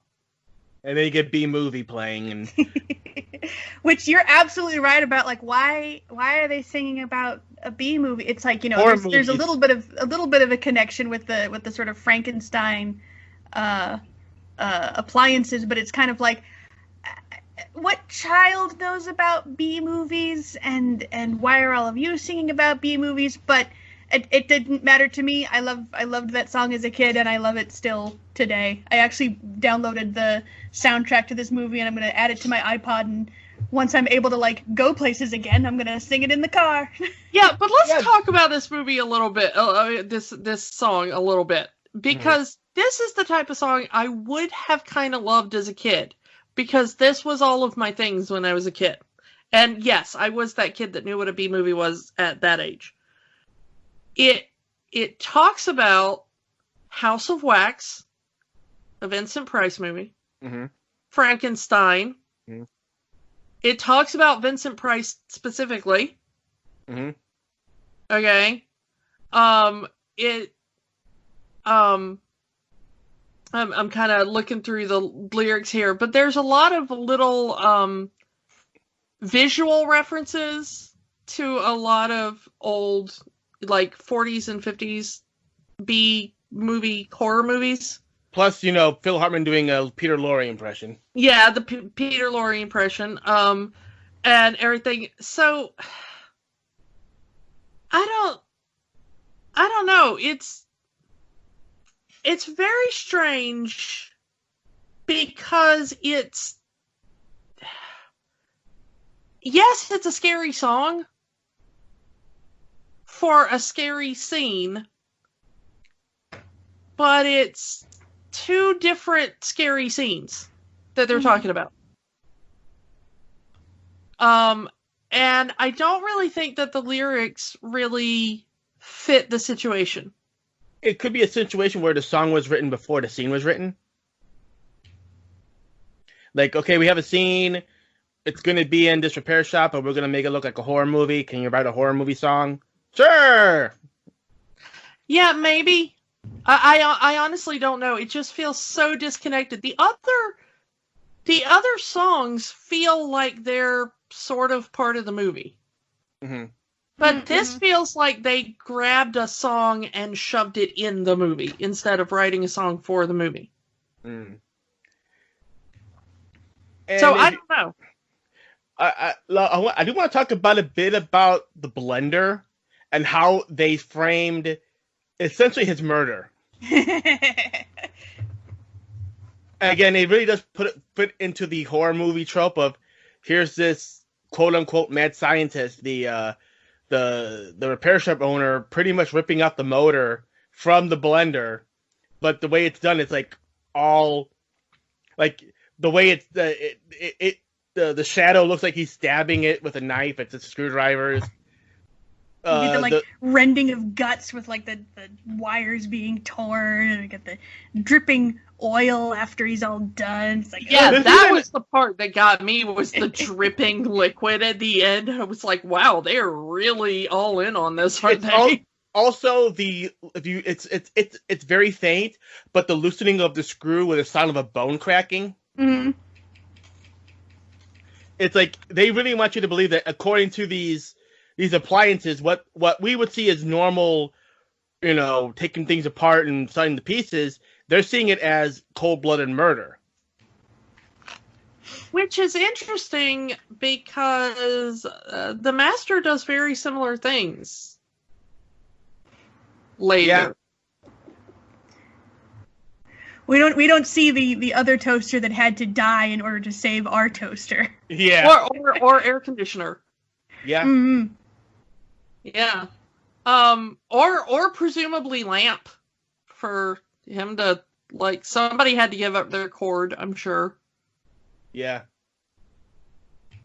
So yeah, I it's a catchy song, and in a different context I would have absolutely loved it, but it feels so out of It Out is, of- yeah, it is kind of out of nowhere. Like, quick, design a Frankenstein appliance so that this song makes any kind of sense within this movie at all. A couple of Frankenstein appliances, because you see a coffee machine with fork attached to it, and you see the mishmash, and the tape player with the bad tape in it, and with the tape becoming its arms. Like, maybe this is another instance of something being cut. Like, maybe this song, maybe there was more of a Frankenstein aspect to the shop. It's like we really only see the shop owner, whose name I only know because of Wikipedia, is Elmo St. Peters. We only really see him, take apart the blender and sell the motor to the customer guy. It's like maybe at some point there was a scene of him like actually screwing together these Frankenstein appliances. Well, they wouldn't have their G rating anymore, so they had to get cut. Right. Yes. Here's the weird thing is that, like you just said with his name, there is a line in the song that says, yes, it's strange, it ain't home on the range, you just tell St. Pete that you got cold feet, which does kind of make you think of St. Peter in heaven, but since they're telling him they're about to die, that doesn't make much sense. But if the guy's name is also like St. Peter's or something, then they're actually talking about the dude about to come murder them, which is weird. So yeah, I do like the little bit where the toaster and friends sing. That little Here comes there goes the sun, here comes the night. Yeah, somebody turn on the light bit. I do like that.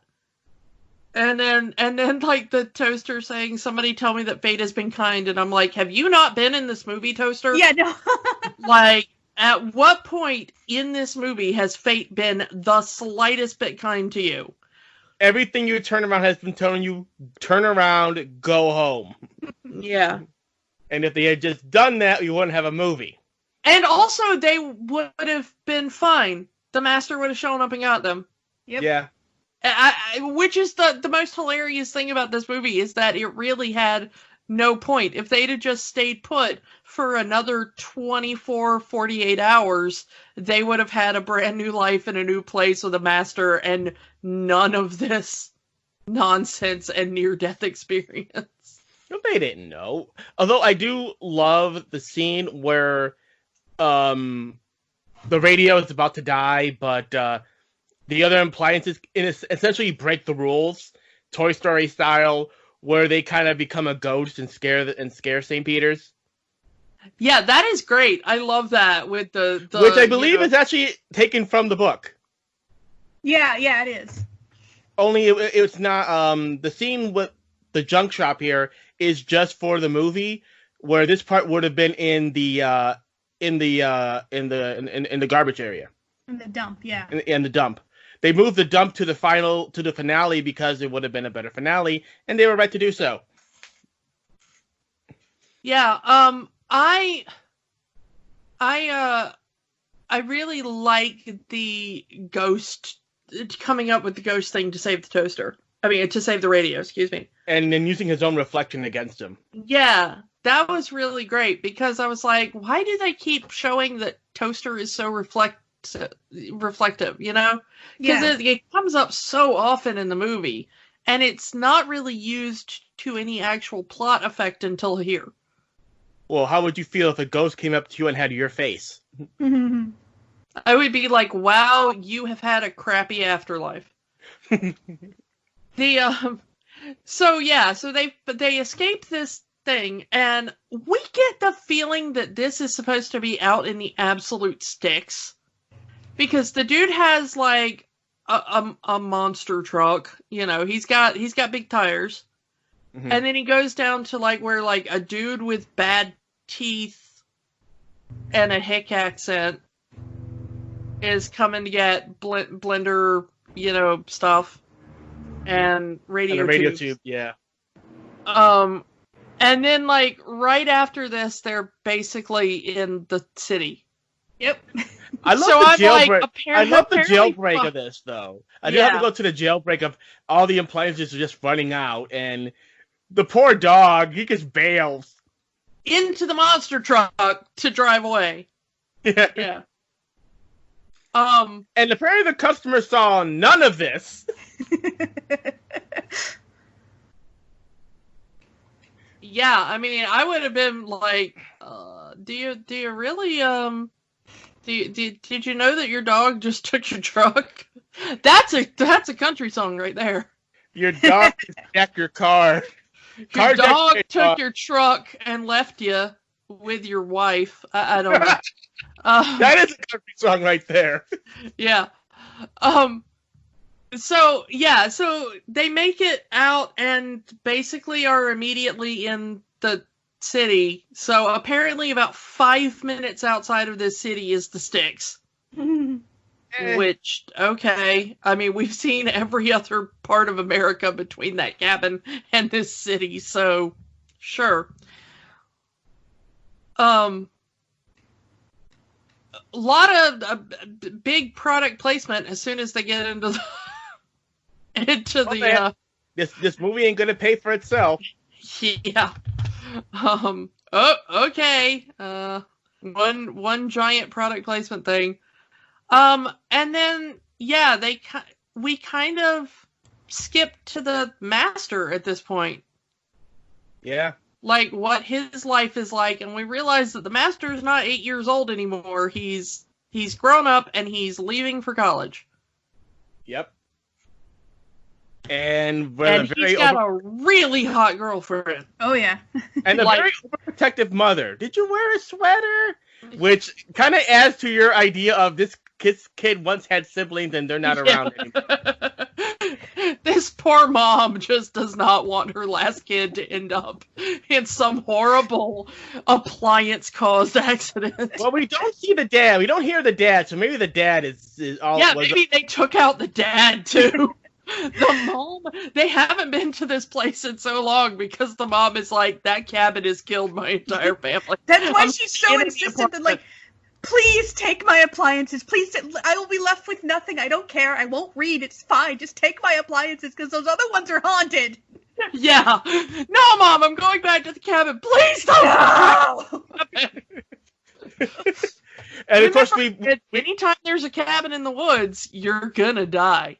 Yeah. And of course, yeah, we do meet Chris, the girlfriend, and it's like, again, like I'm saying, she's dark skinned. We're never told what race she is, but we just know that she's dark skinned with brown hair. So this is the idea of a mixed race couple in essentially a Disney movie in 1987.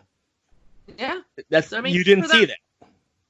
And it's very subtle, so you can tell that they were kind of coloring her with, some kind of plausible deniability, maybe. But I like it.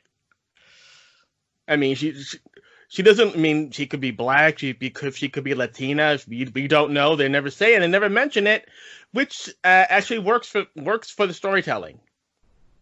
I actually really like the girlfriend. Mm-hmm.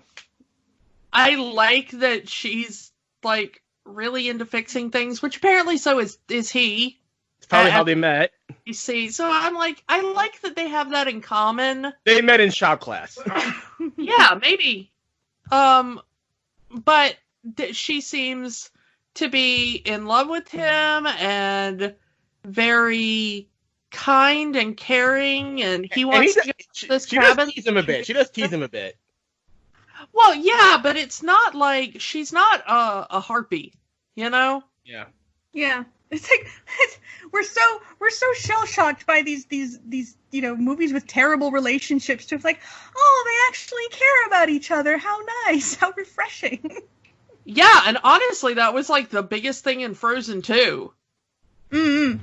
Actual caring relationship with no argument because the plot needs it to be. Right. Yeah, there's plenty of strife in this movie. Let's make the girlfriend nice. Let's just make her nice.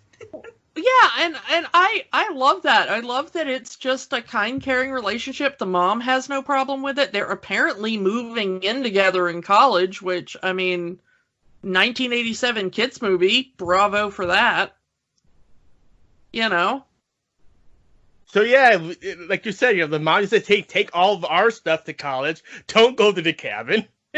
Please, dear God, don't ever set foot in that cabin. That's why we're selling it.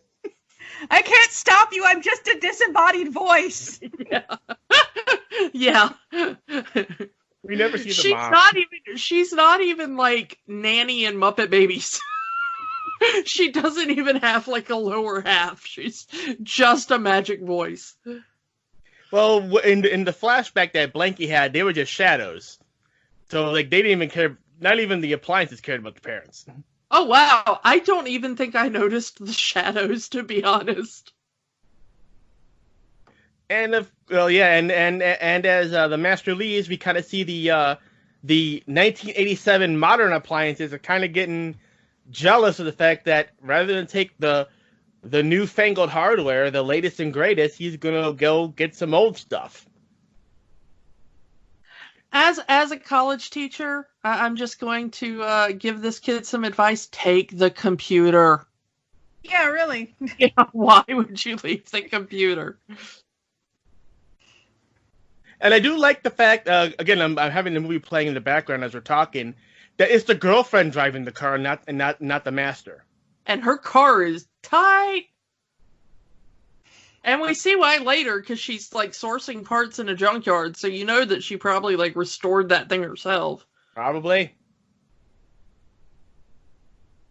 And again, the like you said, the funny thing is that, if they had stayed put, the master would have gotten them, and it wouldn't have been a movie. Yeah, because he immediately goes to the cabin. It's fine, except he's wondering, like, who came in here and wrecked the place? Which makes me wonder, when they showed up to the place and it was, like, perfectly clean, despite them having not been there since the last summer, what did they think happened? Obviously, squatters got in there and they trashed the place. Maybe they just, like, one year, they, like, after getting the appliances, they accidentally left the door to the cabin unlocked, and they came back and it was clean, and they were like, apparently we have somebody who's really into breaking and redecorating? Or it's clean, but only at, roughly toaster height. As high as everything that's like 7 inches off the ground is spotless, but but everything else is just filled with cobwebs and bugs. Yeah. So yeah, he leaves, but the appliances show up. Our appliances, the hero appliances. The heroes of this story. To apartment A113. Finding his address in a phone book, which again dates this movie. And I was just telling somebody this today. I had an older friend who just put like all of their contact information, including their home address and phone numbers and stuff, on a public Facebook post. and I was trying to tell them, you realize this is a public Facebook post, and their counter was, you realize there used to be a book where everybody has their names in there, and I was like, yes, and we have an entire Terminator movie to point out how bad an idea that was. Like, this is why there were so many serial killers in the 1970s, because everybody had their name and address printed in a book you could find anywhere, and also people would answer the door even when they weren't expecting someone. How our parents survived is baffling to me. Yep. So apparently they know the master's name, or at least the name of the parents, because you can't go into a phone book and find the master. Right. So they apparently did really know the family name. Yeah, we don't really know it.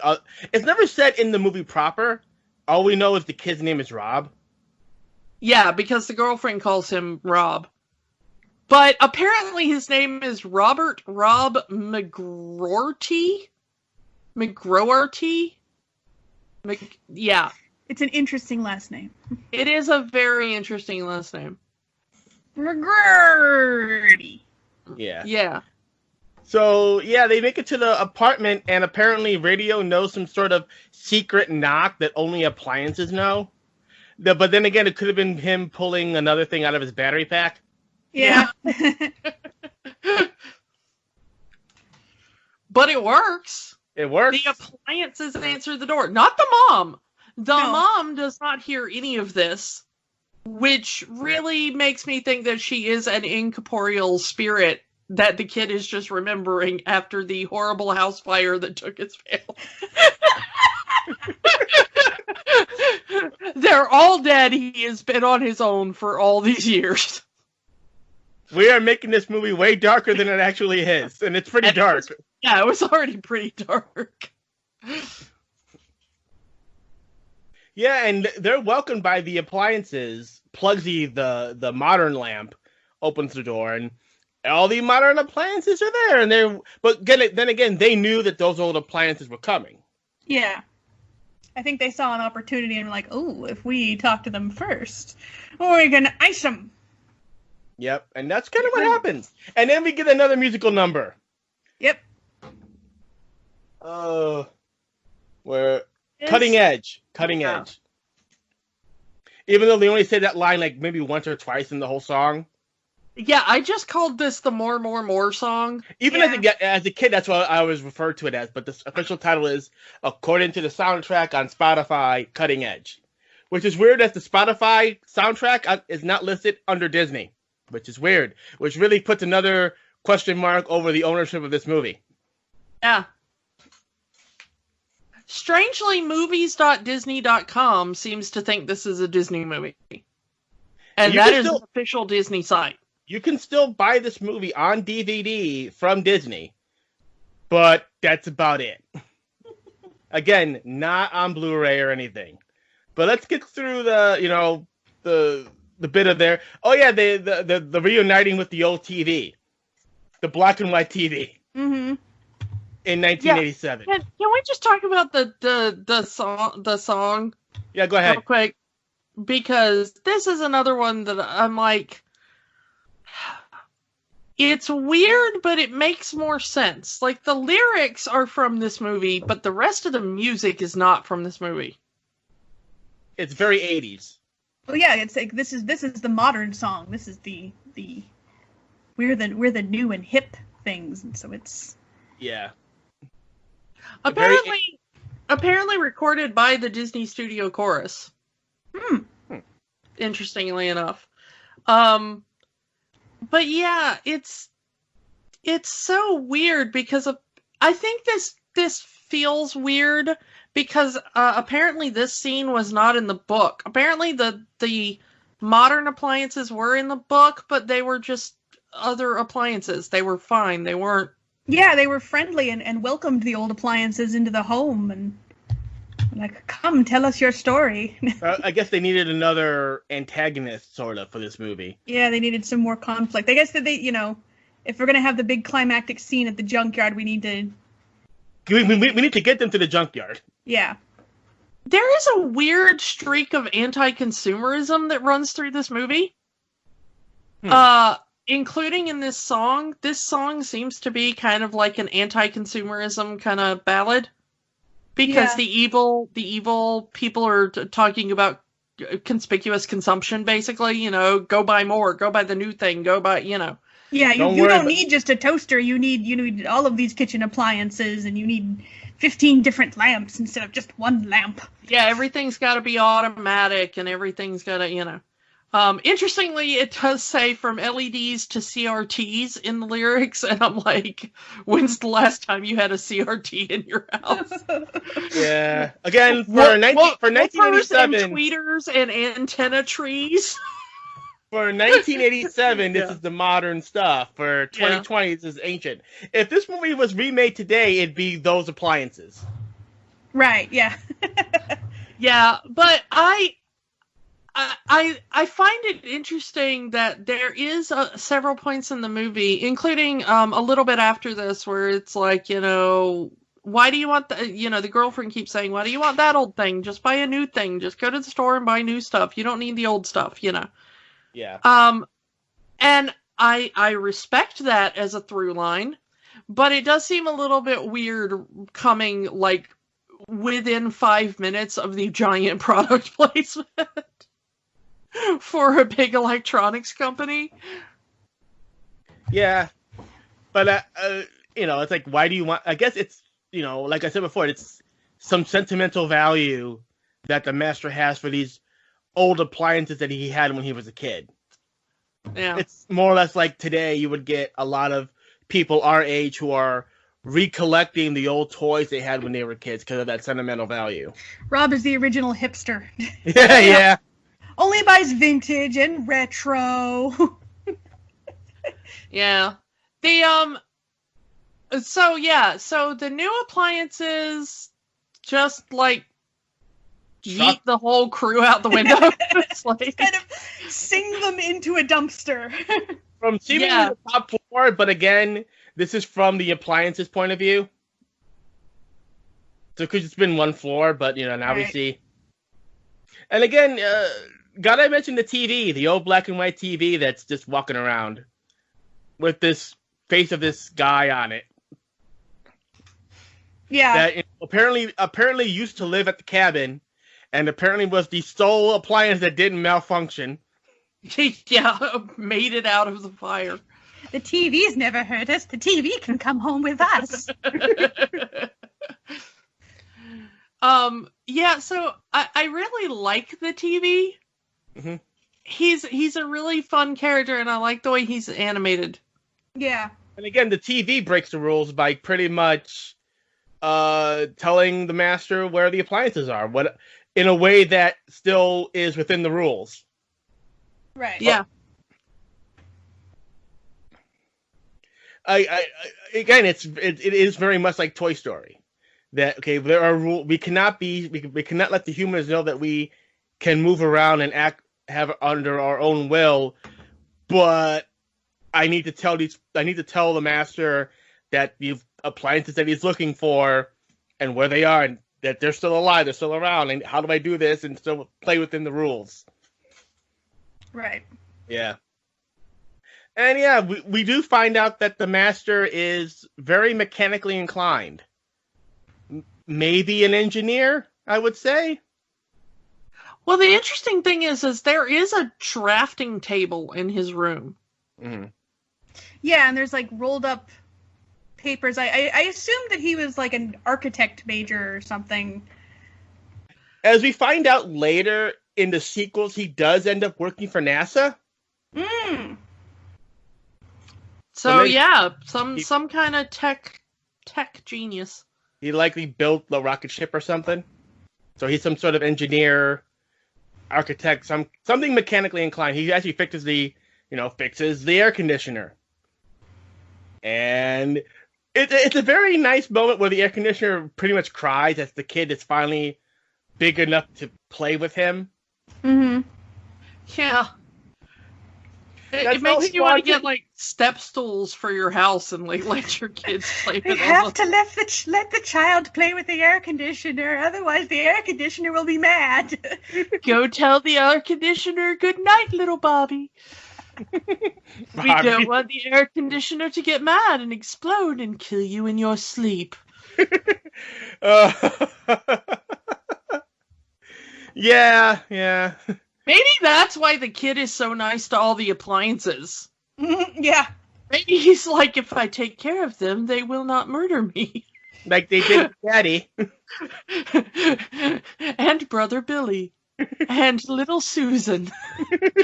And Mom. And Mom. And again, as can still hear her voice as she says, "Put on a sweater, darling."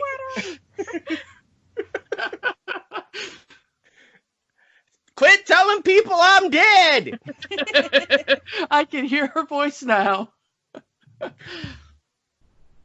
Oh yeah, so let's kind of fast forward here. TV tells about try to prop up the dump like it's some great bargain basement cheap place, which very very very creative. But let's get to the dump, and honestly, what has become my favorite song, "Worthless." Mm-hmm. Because you can kind of take the song and kind of make it about almost anything. Yes, it's about junky cars, but it could be pretty much about anything if you take it out of the context of the movie. Yep. Like, here are these people that did these great things, and society has tossed them aside. Like, they're worthless now. They've used them up, and they're done with them now. They're worthless. Yeah, it's not like, anyone that's an essential worker that'll probably go through the same thing in a couple of months when everything goes back to normal. Yes. Also, though, I kind of like how mundane their great moments are. Yeah. Once drove a Texan to a wedding. I was in the Indy 500. Well, yeah, Indy 500 is kind of impressive, but the rest of them are like, I drove down Route 66 and stopped at truck stops. By the way, do you know that John Lasseter likes cars? I know that it's shocking to everybody, and that he has like a fascination with Route 66 and truck stops. And I don't know that that's really relevant to anything, but I thought I'd mention it. Yeah, we'll get around to it. And Indy 500, he really likes car racing as well. I don't think that's also relevant to this conversation. Yeah.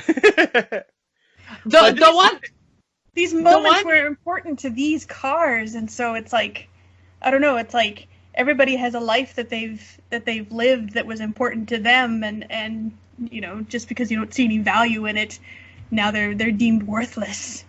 Yeah, I mean, just because you don't see something as great doesn't mean it wasn't great to them. Like, for example, like you, Lindsay, you have this life with Kyle, and you're in animation, but you two have a very loving relationship, and to someone else that could be like, that might not be meaning anything, but for you two it means a lot. Mm-hmm. So that's pretty much how it is. Like, to them, driving down Route 66 meant a lot because it was that open air. It's in that long stretch of road. And now he'll never drive down that road again because he's a cube. Yeah, just the idea of them like singing to their deaths. Yeah. Guys, I think this movie might be depressing. What have you done to us, Lindsay? People in the entertainment industry having depression and putting that in their work? Never. But also, it's like, hey, Lindsay, I know the world's kind of depressing right now. Why don't you come on our podcast and give the world a little cheer? Okay. Yes, as we know, Lindsay is a very upbeat, positive person, and then she gives us this movie. Look, I don't know what to tell you. I was a dark child. My other choice, if we couldn't do Brave Little Toaster, was going to be James and the Giant Peach, and that's no romp through the forest. Lassiter! Actually, I think it is technically a romp through the forest. Literally. Yeah, Lassiter or Burton. Wow. Yeah. Apparently, dark children grow up to be adorable pink-haired adults. I mean, I have several friends that can, base that out. Like, yeah. I was a depressing child, but at least I had the good sense to grow into a depressing adult. We're dark little weirdos, and then we grow up and dye our hair pink. Yeah. Fair enough. It's this big depressing song, and kind of whittled with the TV trying to tell the master where the appliances are. And keep on overselling it more and more and more to the point where the master's going, oh yeah, this place looks like a good place. And I like that the little avatar on the TV eventually passes out. Yeah, I just like, ah! For the love of God, go get your stuff. The TV avatar is he's really cute. He is a really nice character. It's just like, after all these terrifying things have happened to these appliances, and then they meet this house full of mean modern appliances. But then here's the TV. He's nice. He's a big lovable oaf who speaks for it. TV, you're my friend. You're my friend. Yeah, I was about to say, remember, kids, the TV is your friend. The TV will watch over you. The TV will not burst into flames and murder your family. Well, considering this movie in the United States premiered on TV, so, Yeah. Not intended that way, but yeah, not intended. I believe the movie did have a limited theatrical run, but it was art house theaters, and it was pretty much the animation studio paying it for themselves. Disney didn't really do anything with it. Yeah. So yeah, eventually the kid gets the point of the TV and is like, hey, let's go to the dump and look for our stuff. Which leads to a big chase scene as the giant electromagnet tries to get our little heroes and put them on the Crusher Belt. No, you're not going with the human. You're junk, and you're going to go get crushed like the junk you are. But our master's here. No, you're junk. It's this very egocentric attitude that the magnet has, where it's like he's just kind of going about his job, but it's like when he puts something on the conveyor belt, it's supposed to stay on the conveyor belt. He might not have cared if they'd gone home before they got put on the conveyor belt, but it's like, no, I did a thing, and you're supposed to listen to my authority. So now I'm going to, kill this human in order to enact my authority.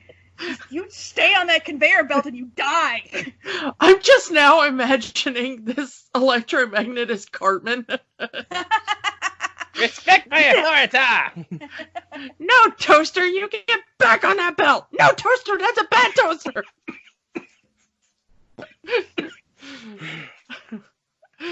Oh. Okay, so eventually the picture that they've been carrying the entire time ends up with the master. This is me! That's acting like this is the first time he's ever seen that picture. Well, but it's just now shown up at the dump, what? Look how happy I was as a youngling before the tragedy. Meanwhile, the girlfriend is just gutting all the car parts she can. Yeah. By herself, mind you. By herself. She asked the master for some help, and he's just, why is this picture with me here? Meanwhile, she's just doing, well, fine, I'm going to grab all this stuff myself. With all this talk of the master, I can't keep expecting Torgo to show up. The master likes toasters. Then you see, the toaster comes out, I wash the house while the master's away. Yeah. We clean the house while the master is away. And for some reason, the dog shows up in the monster truck. It's like, oh look, the master's dog is here.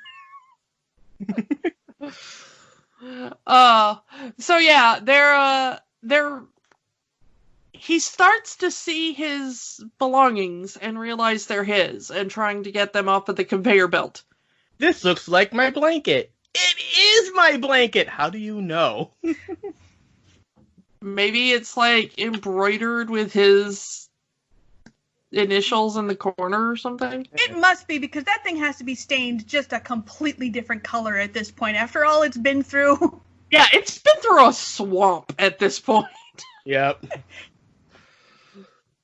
But he also recognizes his radio and his toaster and his... My toaster literally has my initials written on it because I had to take it to an event and use it and needed to get it back at the end of the event.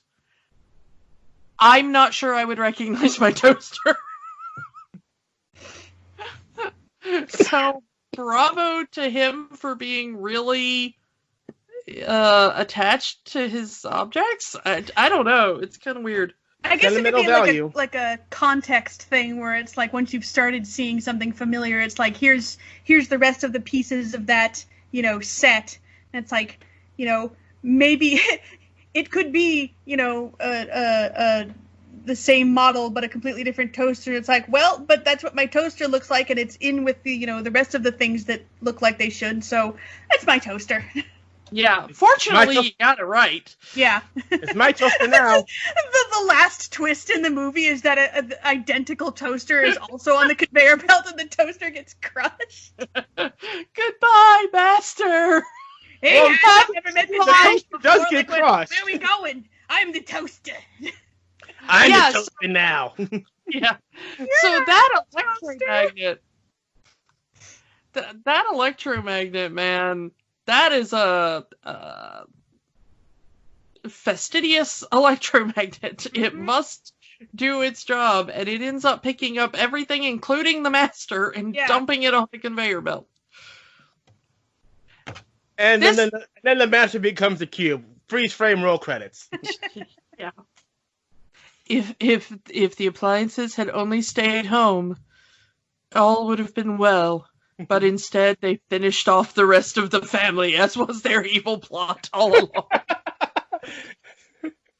Well, I guess he's not coming back to the cabin. If we want to get that little crack, we need to go. We gotta go get him. Yeah. He thought he was safe in the city. That's the gritty reboot remake of this movie. That's the horror. If you want a gritty reboot of this movie, I will happily produce one for you. Well, they remade Fantasy Island as a horror movie. We can remake The Brave Little Toaster as a horror movie. Yeah, I would do like a Blumhouse style retelling of this. But yeah, as before the master gets crushed, Toaster sacrifices himself into the gears to get himself crushed so the master can live. I've heard of throwing yourself on the gears of production, but never to save the master. That's bad praxis, little toaster. And of course, the girlfriend is none too aware of what's going on, thinks that old Robbie is kind of goofing around while she's carrying all these car parts in her arms. Silly Robbie almost dying. Get down here. Stop playing around, Robbie. Get down here. Your boyfriend almost died and you didn't even know it. So here's what I'm wondering. What does this kid think happened in the junkyard? I'm thinking, again, based on the evidence, people broke into their cabin, stole the appliances, and then threw them in the junkyard. Well, but I think, but then there's also the question of, wait, I was on the conveyor belt. Supposedly there's someone manning the electromagnet who was a human who is about to just let me die. And then somehow a toaster, and not just any toaster, my toaster. When I was a kid. From when I was a kid that shouldn't be anywhere near this junkyard, along with the rest of my stuff, which is somehow weirdly in this junkyard, along with a picture of me. This kid's gonna have a complex. Mm-hmm. He's gonna need therapy. I'm sure he's already in therapy after the tragic death of all of his family members, but he's gonna need extra therapy is my point. Yeah. This is why he becomes an engineer, because he has to devote his life to thanking the great gods of electronics that allowed him to live. Yeah, so, the toaster saves him. He somehow gets the toaster, takes it home, and repairs it. We don't know how, because that thing was smushed. And even the girlfriend saying, well, buy a new toaster. Well, no. This toaster saved my life. I have to bring him back from the dead. I mean, fair. Yeah, in this one instance, he is correct, yes.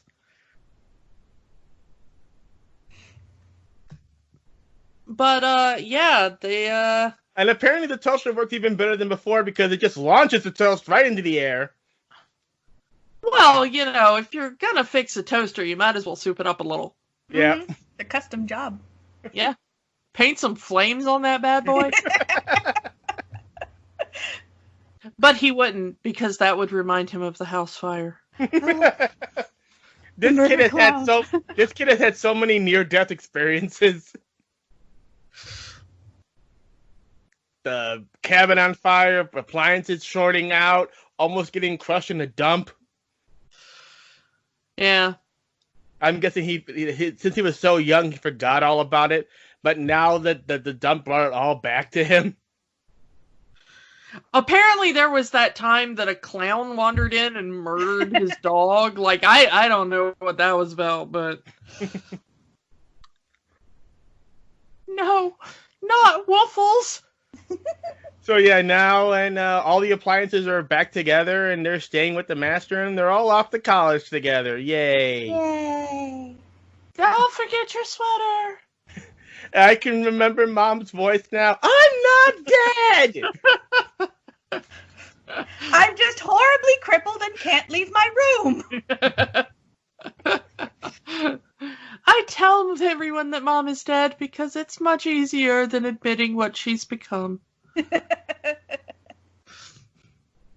He's not only traumatized, he's also ableist. Have fun, kid! Rob, come on, man. Have fun at college, Rob. And that's the movie. That's the Brave Little Toaster. Yay! That's that weird, depressing... We've made this movie even more depressing than it already was. And it was already pretty well over there. Don't think you can out-depress me, Disney. I've seen things. We took a little 90-minute family movie and turned it into a 2.5-hour horror movie. Yep, that's my life. Yeah. So let's ask the question that we always do. Does this movie have the magic still? Lindsay, do you think this movie still has the magic? Oh, I mean, in as much as it ever had the Disney magic, seeing as Disney, kind of shuffled it to the side and sort of half owns it, half doesn't want to admit that it owns it. I think, for me, it still has as much magic as it had as a kid. It's a weird, depressing, creepy magic, but that's the kind of magic I'm into. I would agree. Definitely has a different level of magic than I remember as a kid. Kiki, for someone who hasn't seen this movie before. This will not go down in history as one of my favorite movies. I think it's just not. I think you have to watch it as a kid. I can imagine me as a kid finding a bunch to like in this movie. I was also a very weird, depressing kid. So, yeah. I would have probably liked this movie if I'd have seen it at the correct age. Yeah. Seeing it now, it's a bizarre little redheaded stepchild of Disney, and it's kind of fascinating on an intellectual level. But it's, some Disney movies you watch, we went through this with Lilo and Stitch. As an adult, that movie is very interesting, and, also, I don't think this is the same way. This is very much a movie made for little kids. Yeah. No, I don't... Other than some of the jokes that radio makes and the interesting kind of references in B-movie, there's not a lot here for adults. Mm. Yeah. No, I recognize that my love for this movie very much comes from having consumed the heck out of it as a child. Like, watching it now, and especially watching it as someone who has worked in animation and, helped Kyle, kind of try to, write shows and come with ideas and dissected what does and doesn't work about various pieces of media. It's like watching this, I'm like, well, that didn't make sense. I don't know why that was there. That could have been cut. Why wasn't this character stronger? Like, it's like there's lots of things that are wrong with this, but like the visuals, the designs, the music, just like it all, brings Definitely back coming from such fond memories. Yeah, coming from a place of nostalgia. Yeah. This technically isn't the end for Toaster. There was 2 sequels. Brave Little Toaster to the Rescue and The Brave Little Toaster Goes to Mars. I don't know if we'll ever get around to those. We haven't gotten around to any sequels yet. Oh, other than Tron Legacy. Yeah, Tron Legacy is the one sequel we did do.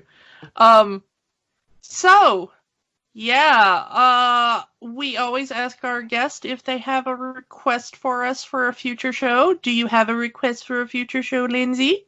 I do. I'm going to request that you guys talk about Solar Opposites, since that is technically a Disney property, as it was ordered by Fox, and one of the lead characters, in all of the promotional materials has a Star Wars reference on his shirt. So I think that falls into this, Disney category as much as the Brave Little Toaster does. Fair. Fair.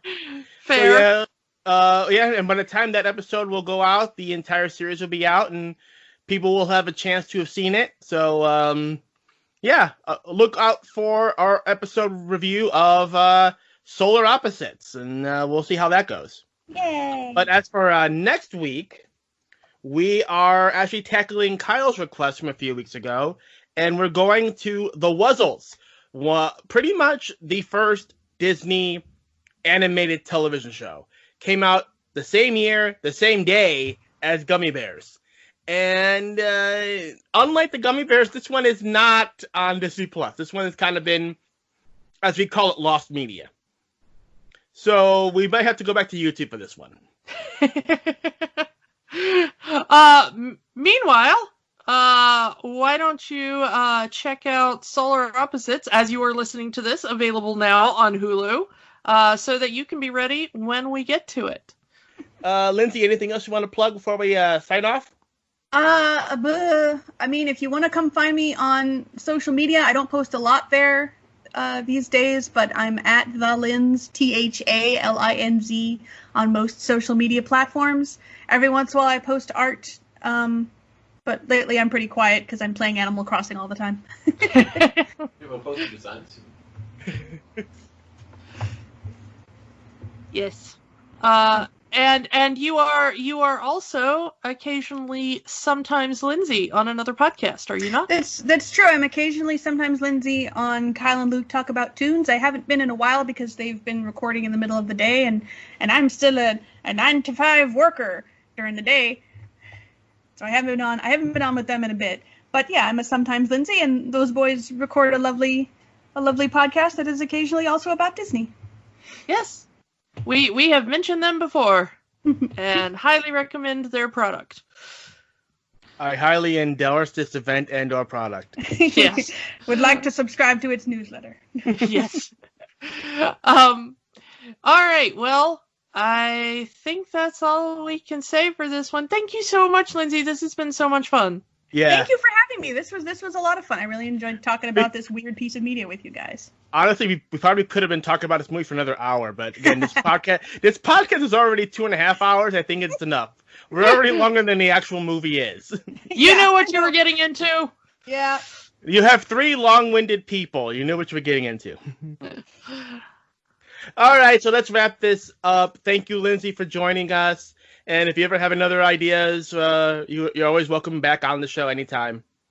Yay! So that's about it. So for everyone, thank you for listening. Check out all the rest of the stuff we've had before if you haven't already.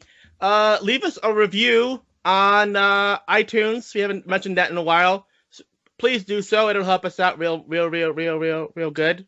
Please. And that's it. So bye. Bye! Thank you for listening to Rewatching the Magic. We invite you to keep the magic going by joining the conversation online. Find us on Facebook at Rewatching the Magic, on Twitter at Rewatch the Magic, and of course, find all new episodes at rewatchingthemagic.podbean.com. Until next time, remember, the magic is for everyone. It only stops if you let it.